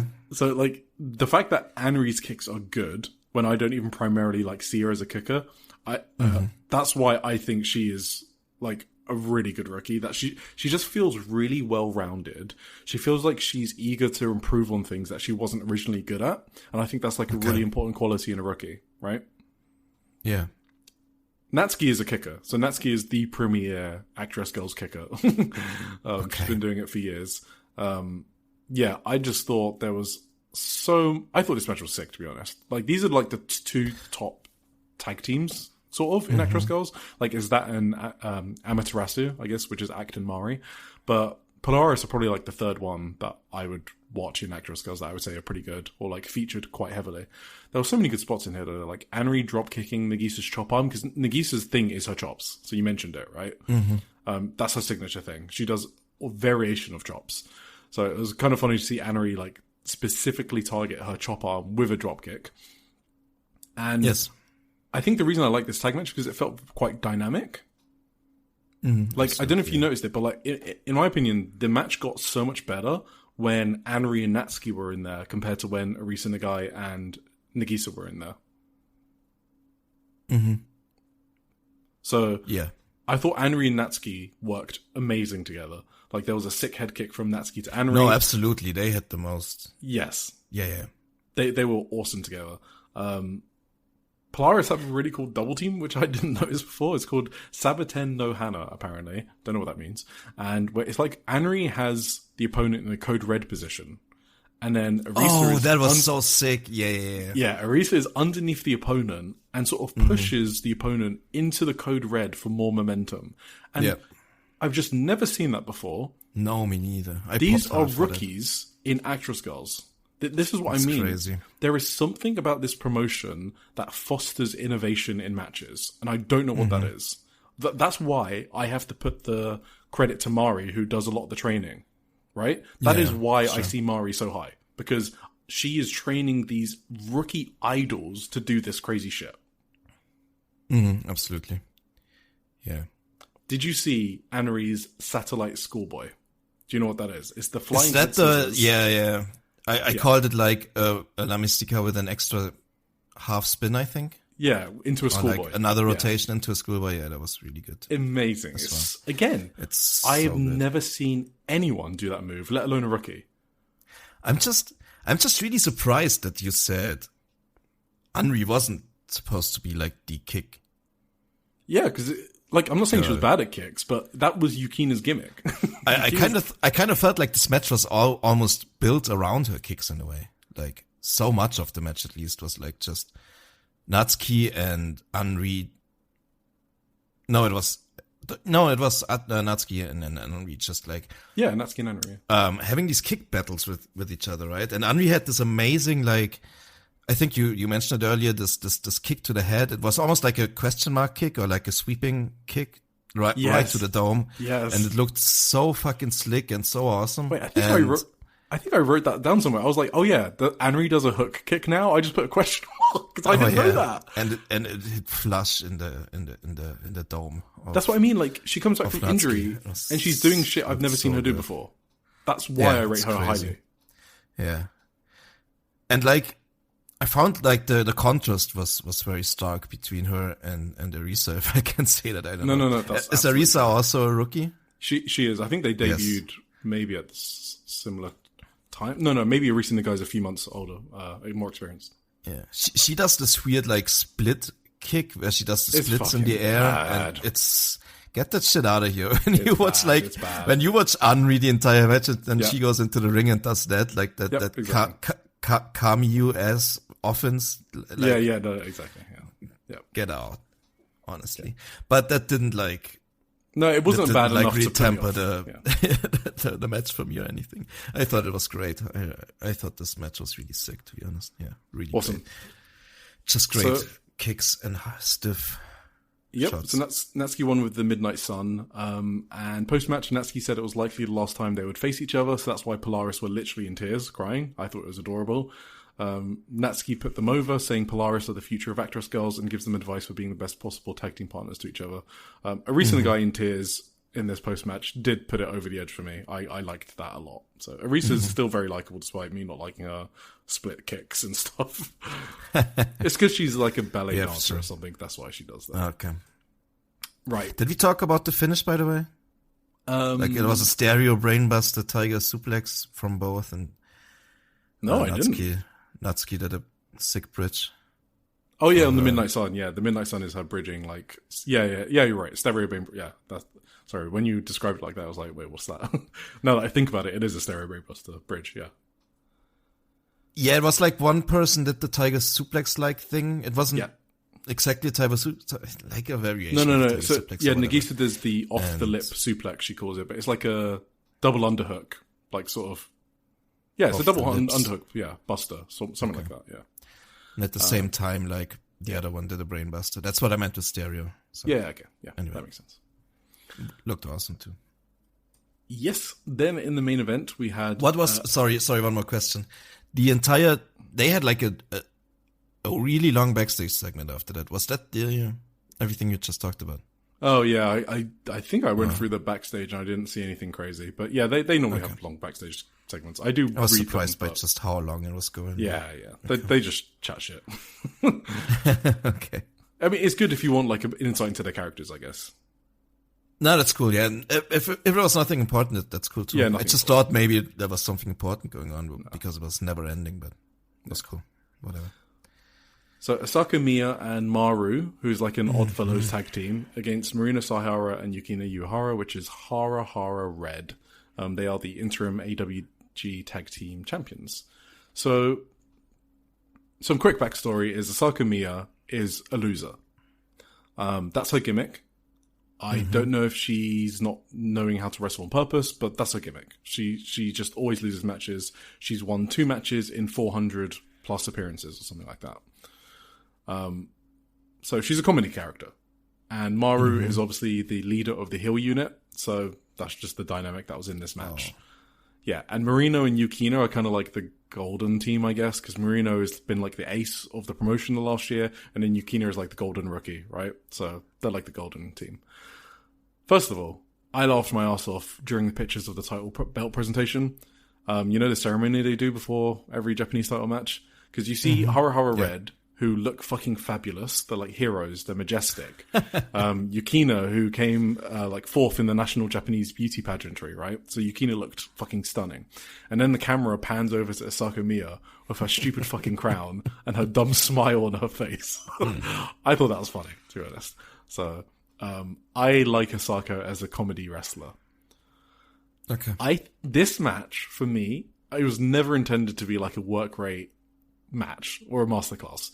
The point of this match was to make you feel bad for Asako literally getting her ass handed to her by the Golden Team and wanting her to do the impossible. So like her being bad was part of this story. So like no one, not even actress girls themselves, not even Asaka Miya herself, thinks she's good, right? That's the difference between an actual bad wrestler and someone like Julia Hart, right? Like a character who knows they are bad and makes it a part of the story is so much easier to buy into and get invested in than when you're meant to be taking a wrestler seriously but they can't wrestle, right? Okay. So she's on the turnbuckle and she's literally just going for a crossbody. Nothing else. Just a crossbody. It's the simplest move possible. She did the LA Knight. She literally slipped off the turnbuckle and had to repeat it. To me, that is hilarious in a good way because it completely fits into her character. And I feel like you kind of need to flip a switch when you're watching Asaka Miya. Because yeah, if it was like LA Knight who's trying to be serious and he fucks it up, that's kind of cringy. Asaka Miya like is a bad wrestler. Her character is a bad wrestler.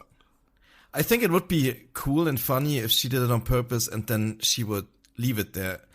I think when she has to repeat it, that's what makes the others funnier. Like wait, but that's like that breaks the match, right?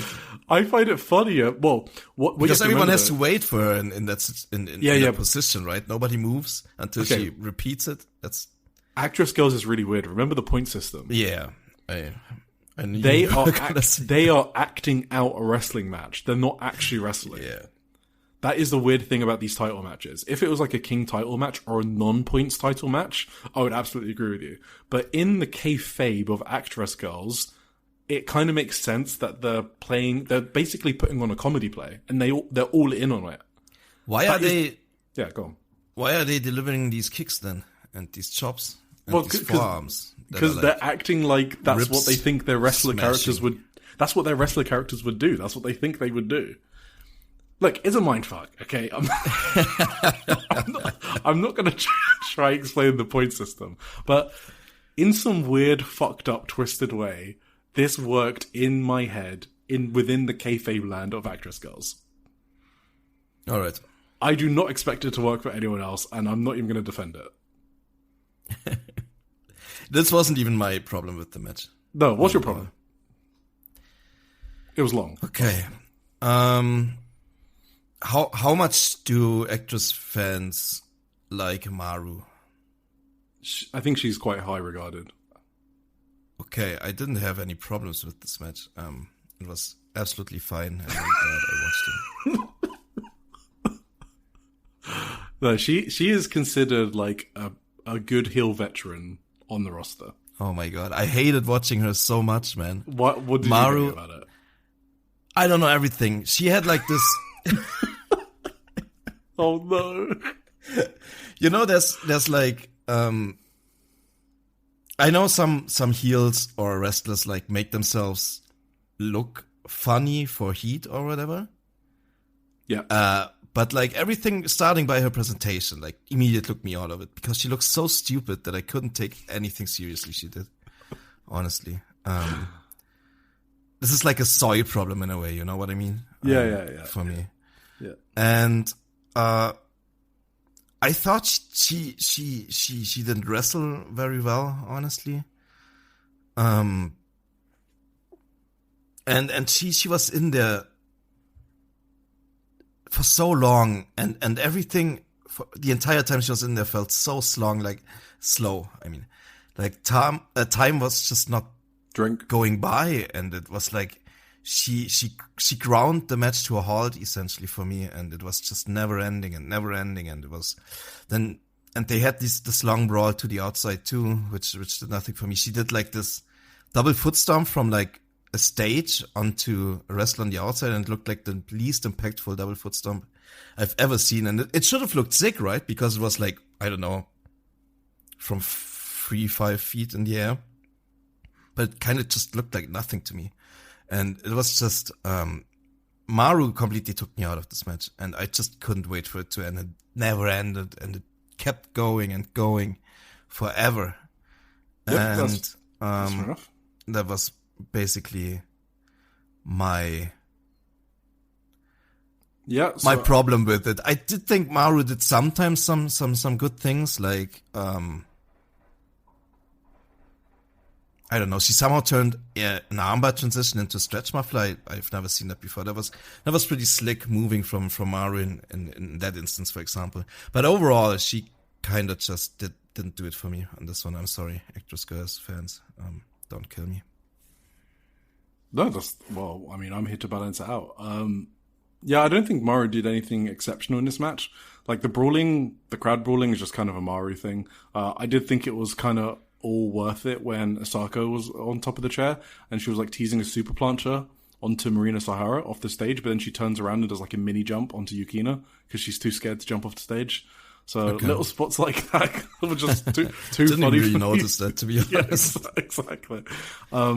So the part of this match I actually loved was the last like 5 minutes or so, which is when you were dying. Mm-hmm. I kind of had my heart in my mouth because there were so many near falls that I bit on that I thought Marina was going to lose the titles, and I really wanted her to win the titles. So like Marina's doing like triple German suplexes, and you know Asako Mia is the one to break the pin on Maru, which was like a fun twist in their dynamic because Asako is normally the useless one. But this time the triple Germans were going to finish her off. Asako Mia uses the fucking chain. The chain is like Maru's signature weapon. And Asako Mia is using it and then delivers a spin kick to Marina Sahara. That's a big pop moment for me. Like, this useless person is like actually trying to like win the match on Maru's behalf. Then there were just like a lot of like, Maru's Blizzard Suplex, the MRN smash, which is the delayed German suplex. Just a lot of kickouts that I really bit on, and whenever there's a match where I get into the near falls, I just immediately have to think it's a great match because they sucked me into it. So I felt nervous watching the last 5 minutes because I felt it could go either way, And I don't really care how they got there. The fact they got me there meant it worked, and I thought it was a really good finishing stretch because of that. Mm-hmm. Make sense? Did you notice they did the Saya Kamitani Starlight Kid spot at the start of the match? Which one was that? The one where Yukina Uhara did like 2 swing kicks. She did a swing kick, Maru dodged it. She did another swing kick, and then Maru caught it like behind her head and turned it into a stretch muffler. Ah, cool. That's exactly what Starlight Kid did when to Saya Kamitani in their match. So that was fun. It wasn't all bad, definitely not. But like for some reason, just I don't know. I couldn't. No, I didn't have this investment that you did, right? Yeah, into the champion. I didn't even know it was for any belts or anything. That anything was on the line there. So all these kickouts, it was just 5 kickouts too many for me, honestly. Then in the post-match, which was kind of interesting. So, we spoke about the points. Again, the points are like skill, effort, popularity, and then luck, right? So for luck points, supposedly they roll a dice before the match to determine the luck points, and all title matches, except the King title, are points matches. So the wrestlers that go out with the most points, so go to the ring with the most points, will win the match. And then they're just kind of acting it out. That's like the law of Actress Girls. So they don't treat it like an actual wrestling match. I think it's all to work, but whatever, it doesn't matter. So after the match, you see the champions had 15 points, 15.3, and then the challengers had 12.6. So backstage, Osaka was like, her base points were really low because she's useless, so she doesn't have skill, effort, or popularity. But she got an insane dice roll. She got a 6. And Osaka was basically calling Maru useless because they lost, and apparently Maru just kept rolling 1s, which is why her luck was low, and so her points were lower, so that contributed to their loss. So the story is, if Maru had rolled a 6, then they would have had more points and become the new champs. Okay. So there was a story in the point system where Maru has high base points, and Osaka is a shit wrestler, so has low base points, but Maru cost them the match because she had shit luck. So the whole point is, like, they tie these point systems into storylines, I guess. But that's why Osaka was cracking everyone up on the promo. Finally, Hara Hara Red is basically like, we're sick of being interim champions, hurry up and stop being a pussy act, come back from injury, and so, yeah, that will happen on the 11th of March or 14th of March. They didn't actually give a date. Yeah. We'll see. Okay. Okay. Pure J. I kind of just want to skip to the main event. I was going to do more, and now I don't want to. Yeah, no, let's do that. So I don't talk about Pure J a lot, so I was going to do another primer, but I'm not going to. The reason we don't talk about them is because their in-ring style just doesn't lend them to having a lot of good matches, and especially their dojo shows. I do watch all of the dojo shows and all of the matches. There's just not much to report back on. I got burned because Kariya, who's one of my favorites in the promotion, lost a 26-minute match to Saki. Then I kind of swore I wouldn't talk about them for a bit. Hanako Nakamori is their ace. She's a double champion right now. She beat Saki, and she's also a tag champion with Kaho Kobayashi, and they were defending against Chi Azora and Misa Kagura. And this was basically the one chance for this card to be saved. I won't even go through the other matches. Oh, actually, sorry, quickly. A rookie did debut on this match. Miyu, who is 27 from Ibaraki, she passed the protest on 4th of December, and yeah, and then she debuted against Kariya on this show, and she was a normal rookie. So Kariya was going very easy on her, because Kariya normally beats the shit out of people. Right, back to the main event. So, yeah, everything else on this card was Pure J, and one of the matches was Leon versus Ryoko Sakamura, so that's the former Marigold wrestler, so that kind of tells you everything you need to know. In the main event, I thought this match was great, and probably the ceiling for a non-Kariya Pure J match. So I have to give them credit for when a match is this good. I still don't think Hanako Nakamori was... I think she's, like, lost a step over the years. So, like, I never come away from one of her matches being like, oh, she was fucking great. I thought she was just okay here, but really, this match was all about Kaho Kobayashi and Chi Azora, who I do like. She's a Pure J wrestler. That's kind of... Yes. She very rarely takes outside bookings. But like you said, Tim, like a few episodes ago, whatever, Kaho Kobayashi is just a really fucking great wrestler. And I wish he would get run in a different company other than Pure J, where the in-ring has a higher ceiling, or give her a singles match against Kariya, but Pure J just never booked that way. What did you think of this match? Oh, they retained. So Hanako Nakamori and Kaho Kobayashi retained the titles. Yes. Yes, same essentially. Like, it's crazy to me that Kao Kobayashi has never been a bigger star anyway. She's so good. She has the look too, and she's so crisp with everything. I just really like. Really like her. Together with Misa Kagura, there were like two wrestlers in this match that I like mini SLGs for me or whatever, like minor SLGs maybe. So I was really looking forward to this. It was good. I really liked it. Honestly, it was mostly, as you said, it was mostly Ozora and Kobayashi. Focus was on them. One thing about Pure J that is very jarring for me is that when they cut from a camera, from one camera perspective to another, they do a fade. They don't do a hard cut. So I don't know if the few listeners that we have that don't watch Pure J, if you can imagine that, it's so weird. It's like the match stops for a bit and then picks back up. I never know if they've cut something. Yeah, it looks like they cut something out, but they don't. It continues in the same position, but like the fade cut makes it look like it's so weird. It's so strange and it's not great. And that kind of took me out of the match at some points, honestly, because it's so jarring to me to see these fades all the way. But anyway, other than that, it was a very good match. I enjoyed it. Yeah. So I just wanted to note, Kao's finishers I really like. So she has 120% schoolboy, which I love. So that's obviously when you do a schoolboy, but then you like bridge over the person as well.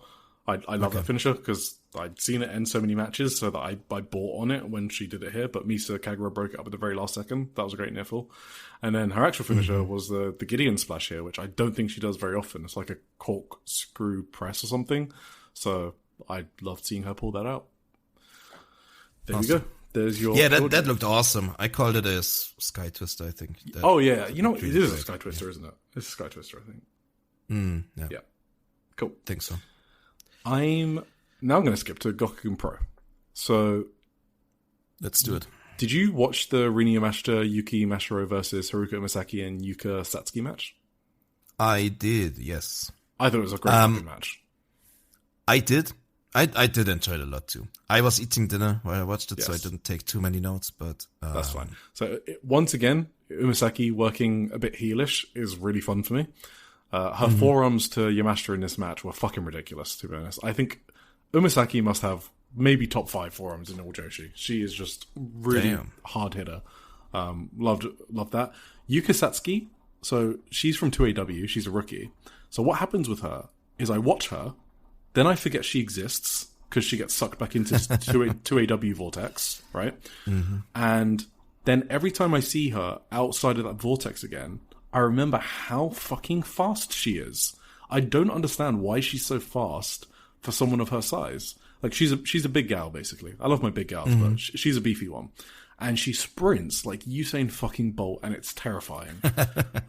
So I like watching her every time. But, 2AW, so it's really hard to watch a lot of her matches. I thought she had a great forearm exchange as well with Yamashita. Yamashita was just really on point in this match, to be honest. And yes, Yamashita was really good in this match. Oh, so I didn't really say what the show was. It was 26th of February, Gokigen Pro. It was Kaoru Yonyama's birthday. Yeah, there you go. And these are people that she regularly books. So she regularly books Rin Yamashita, Yuki Mashiro does a lot of Gokigen bookings, Haruka Misaki, and Yuka Satsuki. If you do want to watch it, you have, the ethical way, then you have to pay Kaoru Yonyama 5,500 yen, which I did, which is like £27. And then she gives you a YouTube URL. Birthday. Come on. Yes, for a birthday. Yeah, and it was a good show. It was a good show. So absolutely. It was fun. Match. I do like Yuki Mashiro too. Yes. We talked about her earlier. The one that's the 0-1 ace. The 0-1, the Rose ace. She's cool. I like her a lot. The way she celebrated with the arena after the match was so adorable. She just she was very hyped for the victory. Yeah, so like the ace of the Rose division is like a good landing spot for her. It's not like a big promotion. Yeah, it's a small indie. So I think she can do something well there. I've seen her outside of the comedy contexts, and I think she's a good wrestler. In 0-1, she's like full serious in all of the matches I've seen her, so I've kind of liked seeing her in that context. In Gokigen Pro, she does a bit more comedy. That's basically where she gets all of her comedy. Like, she's got a lot of comedy bones in her body, so she gets it out on this show. But in this match, she was great. Yeah. And Rina, the finish was essentially just Rina lariating. Yeah. Lariatoing. Killing Yuka Satsuki with an insane lariat, which is awesome. Rina Yamashita's sick run continues. Then we had Azusa Inaba versus Honoka in a 10-minute time limit draw. This was JTO Azusa, so she was in full red. She's normally JTO Azusa in Gokigen. And when you see JTO Azusa, I think you kind of start to understand why people are so high on her. Like, the chain wrestling here with Honoka at the start of this match, like, they're 18 and 21 years old. It was just so fucking crisp and clean. Like, Honoka tried a snapmare, right? But then Azusa landed on her feet and then goes for a roundhouse kick. Yeah, and then Honoka ducked, and then Azusa just cracked her with a perfectly timed strike. It was so good. It was a thigh slap strike, and it's the type of thigh slap I will never, ever hear any slander for, because it was perfectly timed. Yes. This was the match that sold me on the show. Like, when I saw this booked, I was like, I need to buy this. So, Understandable. Very sad. But also, 10-minute time limit. Yes, also very disappointing in a way. When this was over, I was like, this just started. What the hell? Yeah.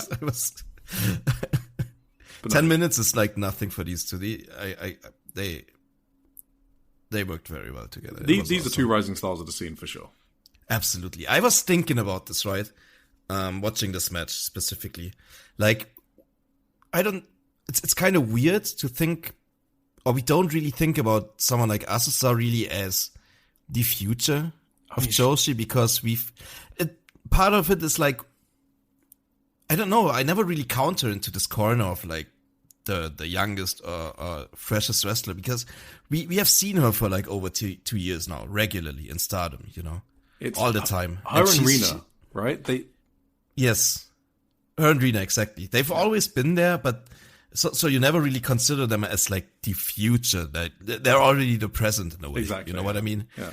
But they are the future of this business. Like, Asusa is so good. For her age, it's insane if you think about it. You never really realize it because you've been watching her for so long, but it's crazy. They have so much ahead of them too, and it's gonna be so good. Remember what I said earlier about Time Machine and being upset that I can't do it? Yeah.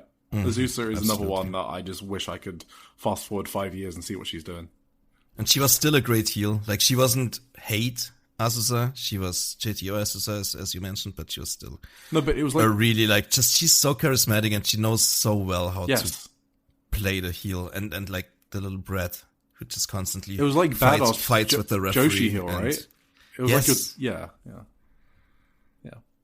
Cool. Just like choking Honoka through the ropes and... Yeah. Classic style. Yeah, screaming at the ref. Yeah, rather than like cartoony parody style heel, I guess. Yeah, exactly, yeah. She's great. Asusa's great. A fucking man. And then we had Kariya Onyama versus Saki Kashima. So, yes, this was the most Chris Gannon coded match I have ever seen in my entire life. That's one of our friends who has the 2nd of January wave show as the best of his Wrestle Kingdom week trip. So that tells you all you need to know. So we didn't have any transcripts, but Tara Okada is there, right? And the gist is, if Saki Kashima loses, she has to withdraw her retirement because she's retiring at All-Star Grand Queendom on 26th of April. If she, so she wants to retire. So Kariya's like, if I beat you, you're not retiring. But Kashima is like, fine, but if I beat you, you have to retire immediately. So Tara Okada is there and agrees. And so after some back and forth, Kashima is like, fine, you can pin me. And then she tricks her and gets a near fall. They do the slow motion rope running gimmick together. Kaori tries to pin her. Basically, they're trying to out-goblin each other in this match. It's the ultimate goblin off, right? So Kashima finally gets... comedy off too. Yes, ultimate comedy off as well. So Kashima finally gets her special pin, which is the resurrection or the revival, whatever you want to call it. It's one of those 4-word kanji compounds, so it's like impossible to translate because it's like an idiom. So you just can't translate it. So then the spotlight... so she gets pinned. Kaori gets pinned. Then the spotlight goes on Kaori, and they start announcing her retirement, and she's clearly not ready for it. It's fucking hilarious. Like, you see her face, she just has to bow her head while the whole 10 bell salute is happening. I like how they immediately started the 10 bell salute. Yeah. Like, immediately. There was no time for her to digest it or think about it. They just start announcing, you know, like, Kariya and Yami, like, you know, what they normally do about her age and stuff like that. Right. So Kashima then interrupts the retirement ceremony because she feels bad, and she gives Kariya and Yami another chance. The other chance is a series of mini-games. So the match becomes like a game show, and the referee turns into a game show host. If Saki wins, Kariya retires. If Kariya wins, Saki has to not retire. So the first game was a ball in a cup, right? So you toss the ball, you catch it in the cup. You dump it out the cup, you toss it, you catch it in the cup again. So the ball is on a string attached to the cup, so there's no worry if you don't catch the ball in the cup. And if you got that reference, good job. Oh, that was a reference. Okay. Yeah, don't worry about it. Someone will get it. Okay, I didn't get it, so. Yeah, you thought what? Well, I thought they were surprisingly good at it, but if you say there's no way you don't catch it, then it's probably easier than I thought it was, so. Yeah, because they both pretty much did it immediately, almost like at the same time too, so. Yeah. Well, Kariya won, so she got it before. The second one was like curling, but with baseballs, and they had to like roll the ball and hit the thing in the middle. I don't know. Yeah, so Kariya won that one, so she had 2 points to 0 in the minigame showdown. All right. So now they go into the third one, and it was a portrait off. So Rana Yagami is there as a second, and they have to draw them. So Saki and Kaori have to draw Rana Yagami. And it goes to a fan vote. So Kaori was 2-0 up, coming into this third and final game, right? Saki Kashima won the portrait. So the final score was 2-1 to Kaori. But this third match was apparently worth 6 million points. So Saki Kashima actually won the minigame round 6 million points to 2. So Saki Kashima wins the minigames, so Kaori had to retire again. Unlucky.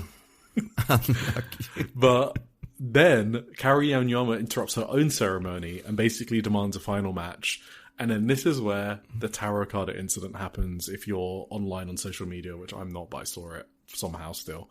So Hikari Sato gets a lot of Gokigen pro bookings. It's his normal like Shindy's gimmick. He just always does this. He just doesn't do it in All Japan, but he does it on his own freelance shows and in Gokigen. He was the pervert guy, right? Yeah, exactly. Yeah.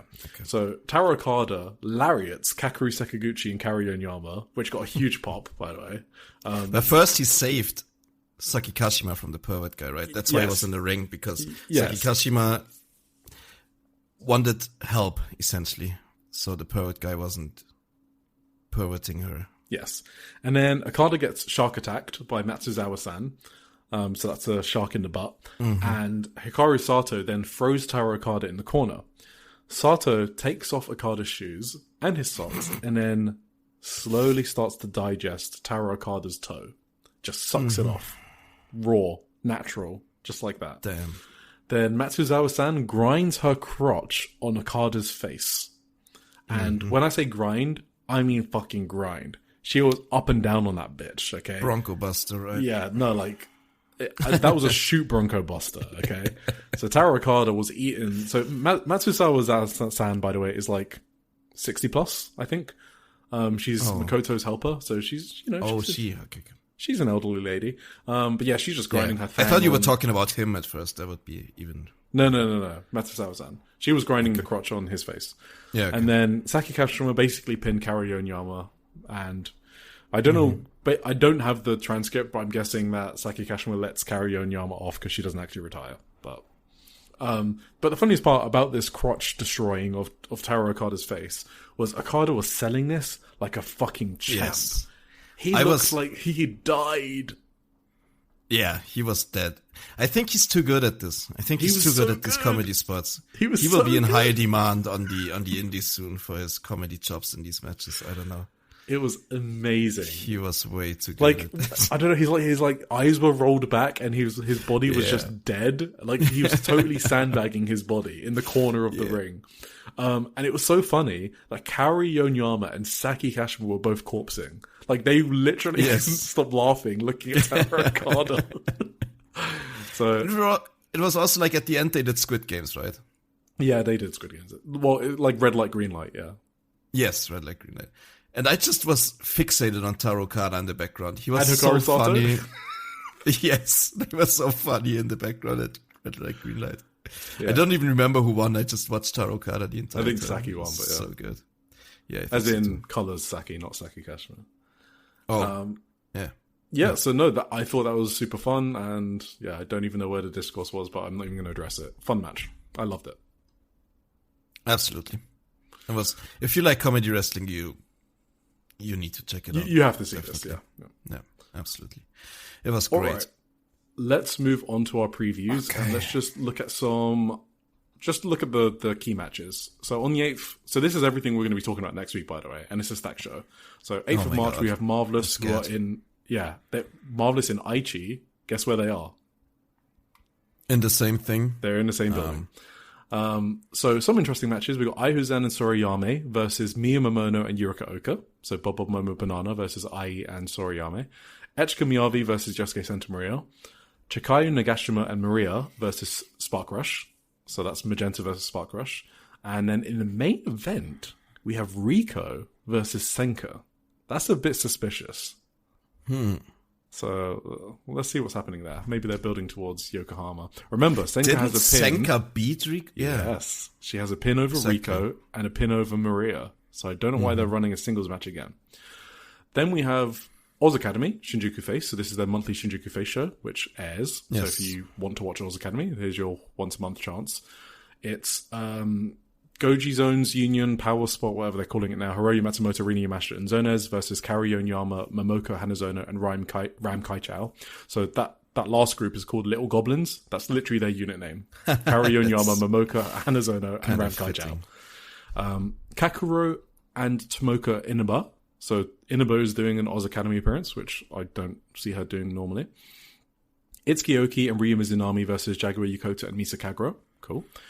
Kahaku versus Rin versus Tsubasa Kuragaki. That's for the final spot in the three-way for the Oz Pioneer title. That's Tanaka Kato disbanded. Well, vacated. And then the main event is Akino and Saori Ano versus Mayumi Izaki and Unagi Sayaka. The whole point there is Izaki wants Unagi to join Sekigun. That's it. So there you go. Ice Ribbon, Tokyo Square, pay-per-view. I'm just going to talk about so it's Masahiro and X versus Saito and Yappy. Don't know who X is. Miku Kanai versus Moe Hiro. That's going to be an interesting singles match. Then we have Ancham and Kaho Matsushita versus Kararu Wakana and Yuka. That's a banger, for sure. Damn.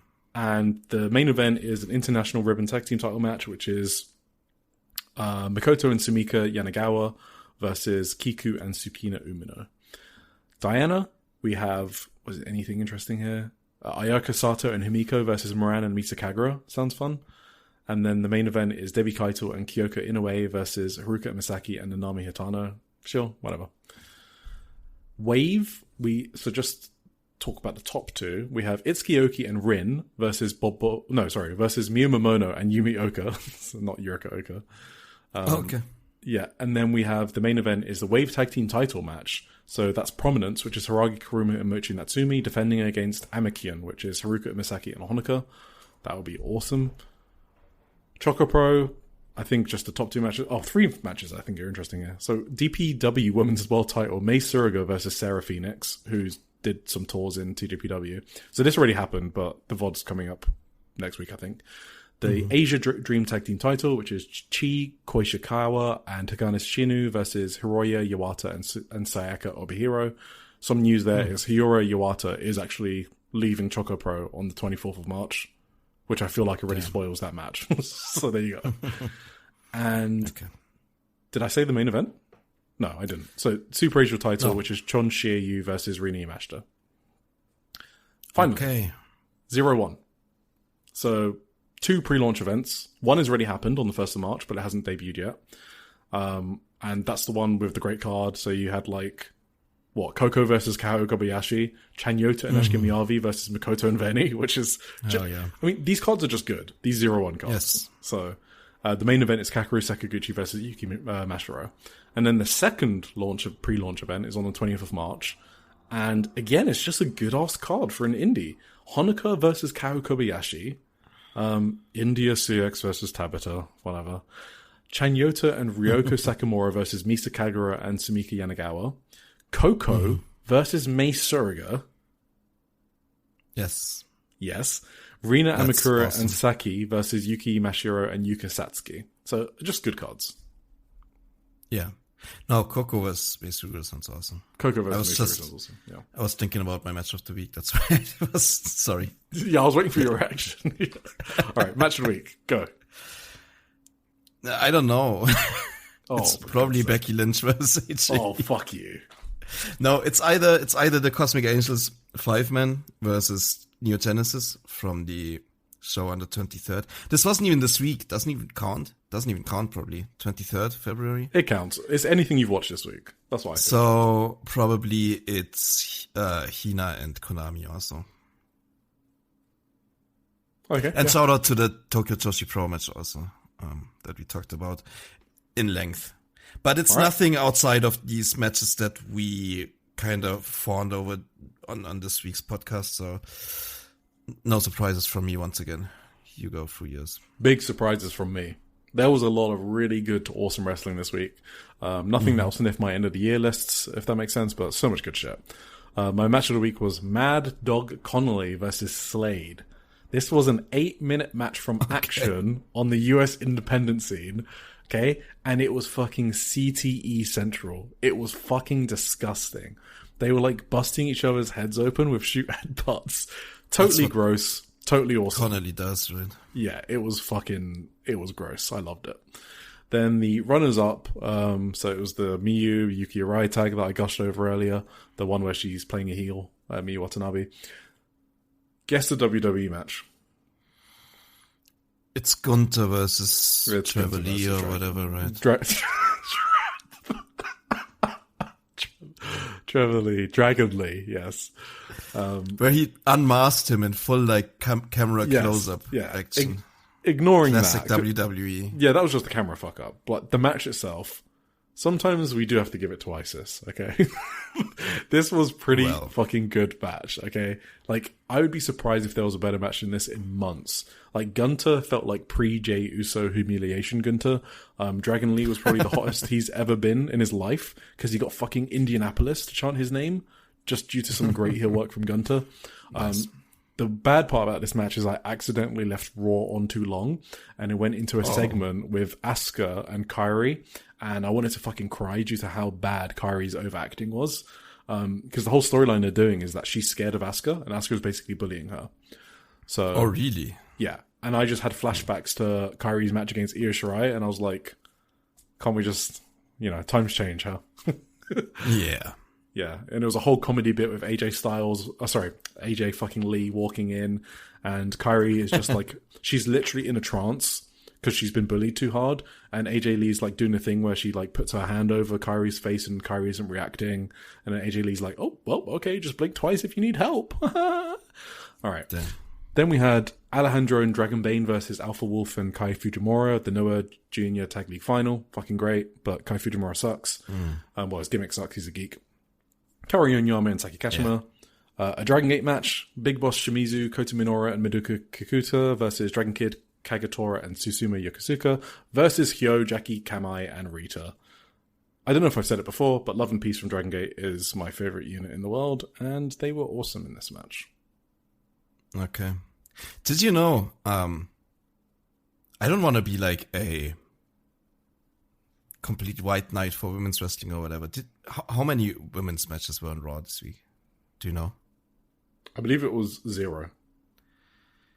Yeah, that's kind of crazy for a 3-hour TV show, right? Not getting a single one on there for the women. I wonder where the stopwatch warriors are on this one. Maybe they can't divide by 0, so that's why they can't really comment on it. That's tough. So That's tough. All right. whatever. Well, we're keeping this under 4 hours. Do the outro quick. Oh yeah, we are.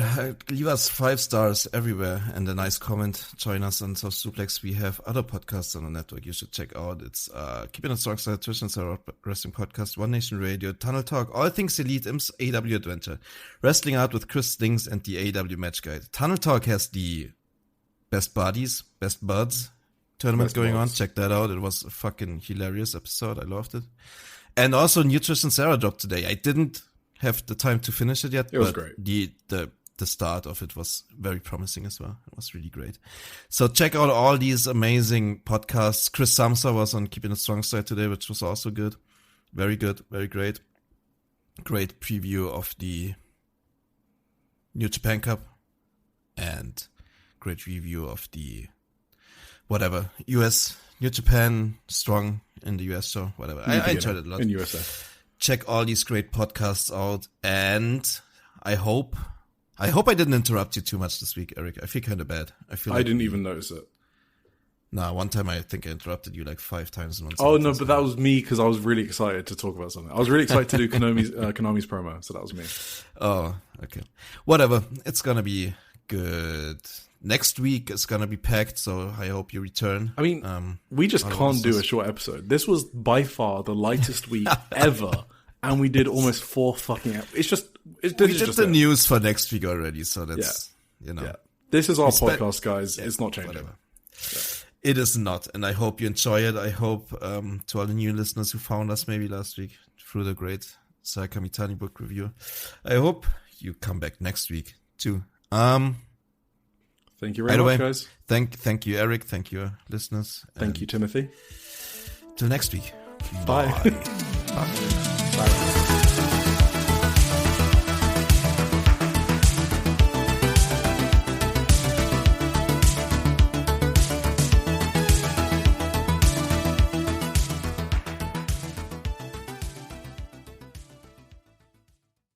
If you're a podcast host, listen up, this one's for you. My name is Allie Jackson. I'm the host of Finding Mr. Height, a dating and relationship podcast that I've been doing for 4 years now, sharing my positive and practical approach to dating that's built on my own life experience. And I wanted to share another experience that I've had, my secret behind monetizing my show. It's called Red Circle, and I was just telling my colleague about how much I love their platform. With Red Circle, not only am I getting a seamless hosting experience, but I also love the support I receive in ad sales. It's not just typical ad sales either. It's targeted opportunities based on my show and my life. And the platform is super simple. You just set your preferences and Red Circle matches you with sponsors that align with your show. You can vet every opportunity and their platform gives you great analytics. More recently too, my Red Circle team has brought me opportunities outside of my podcast on social media to really augment the podcast partnerships, bring them full circle. I just can't recommend them enough. If you want to give it a try, go to redcircle.com to get your free trial. That's redcircle.com for a free trial.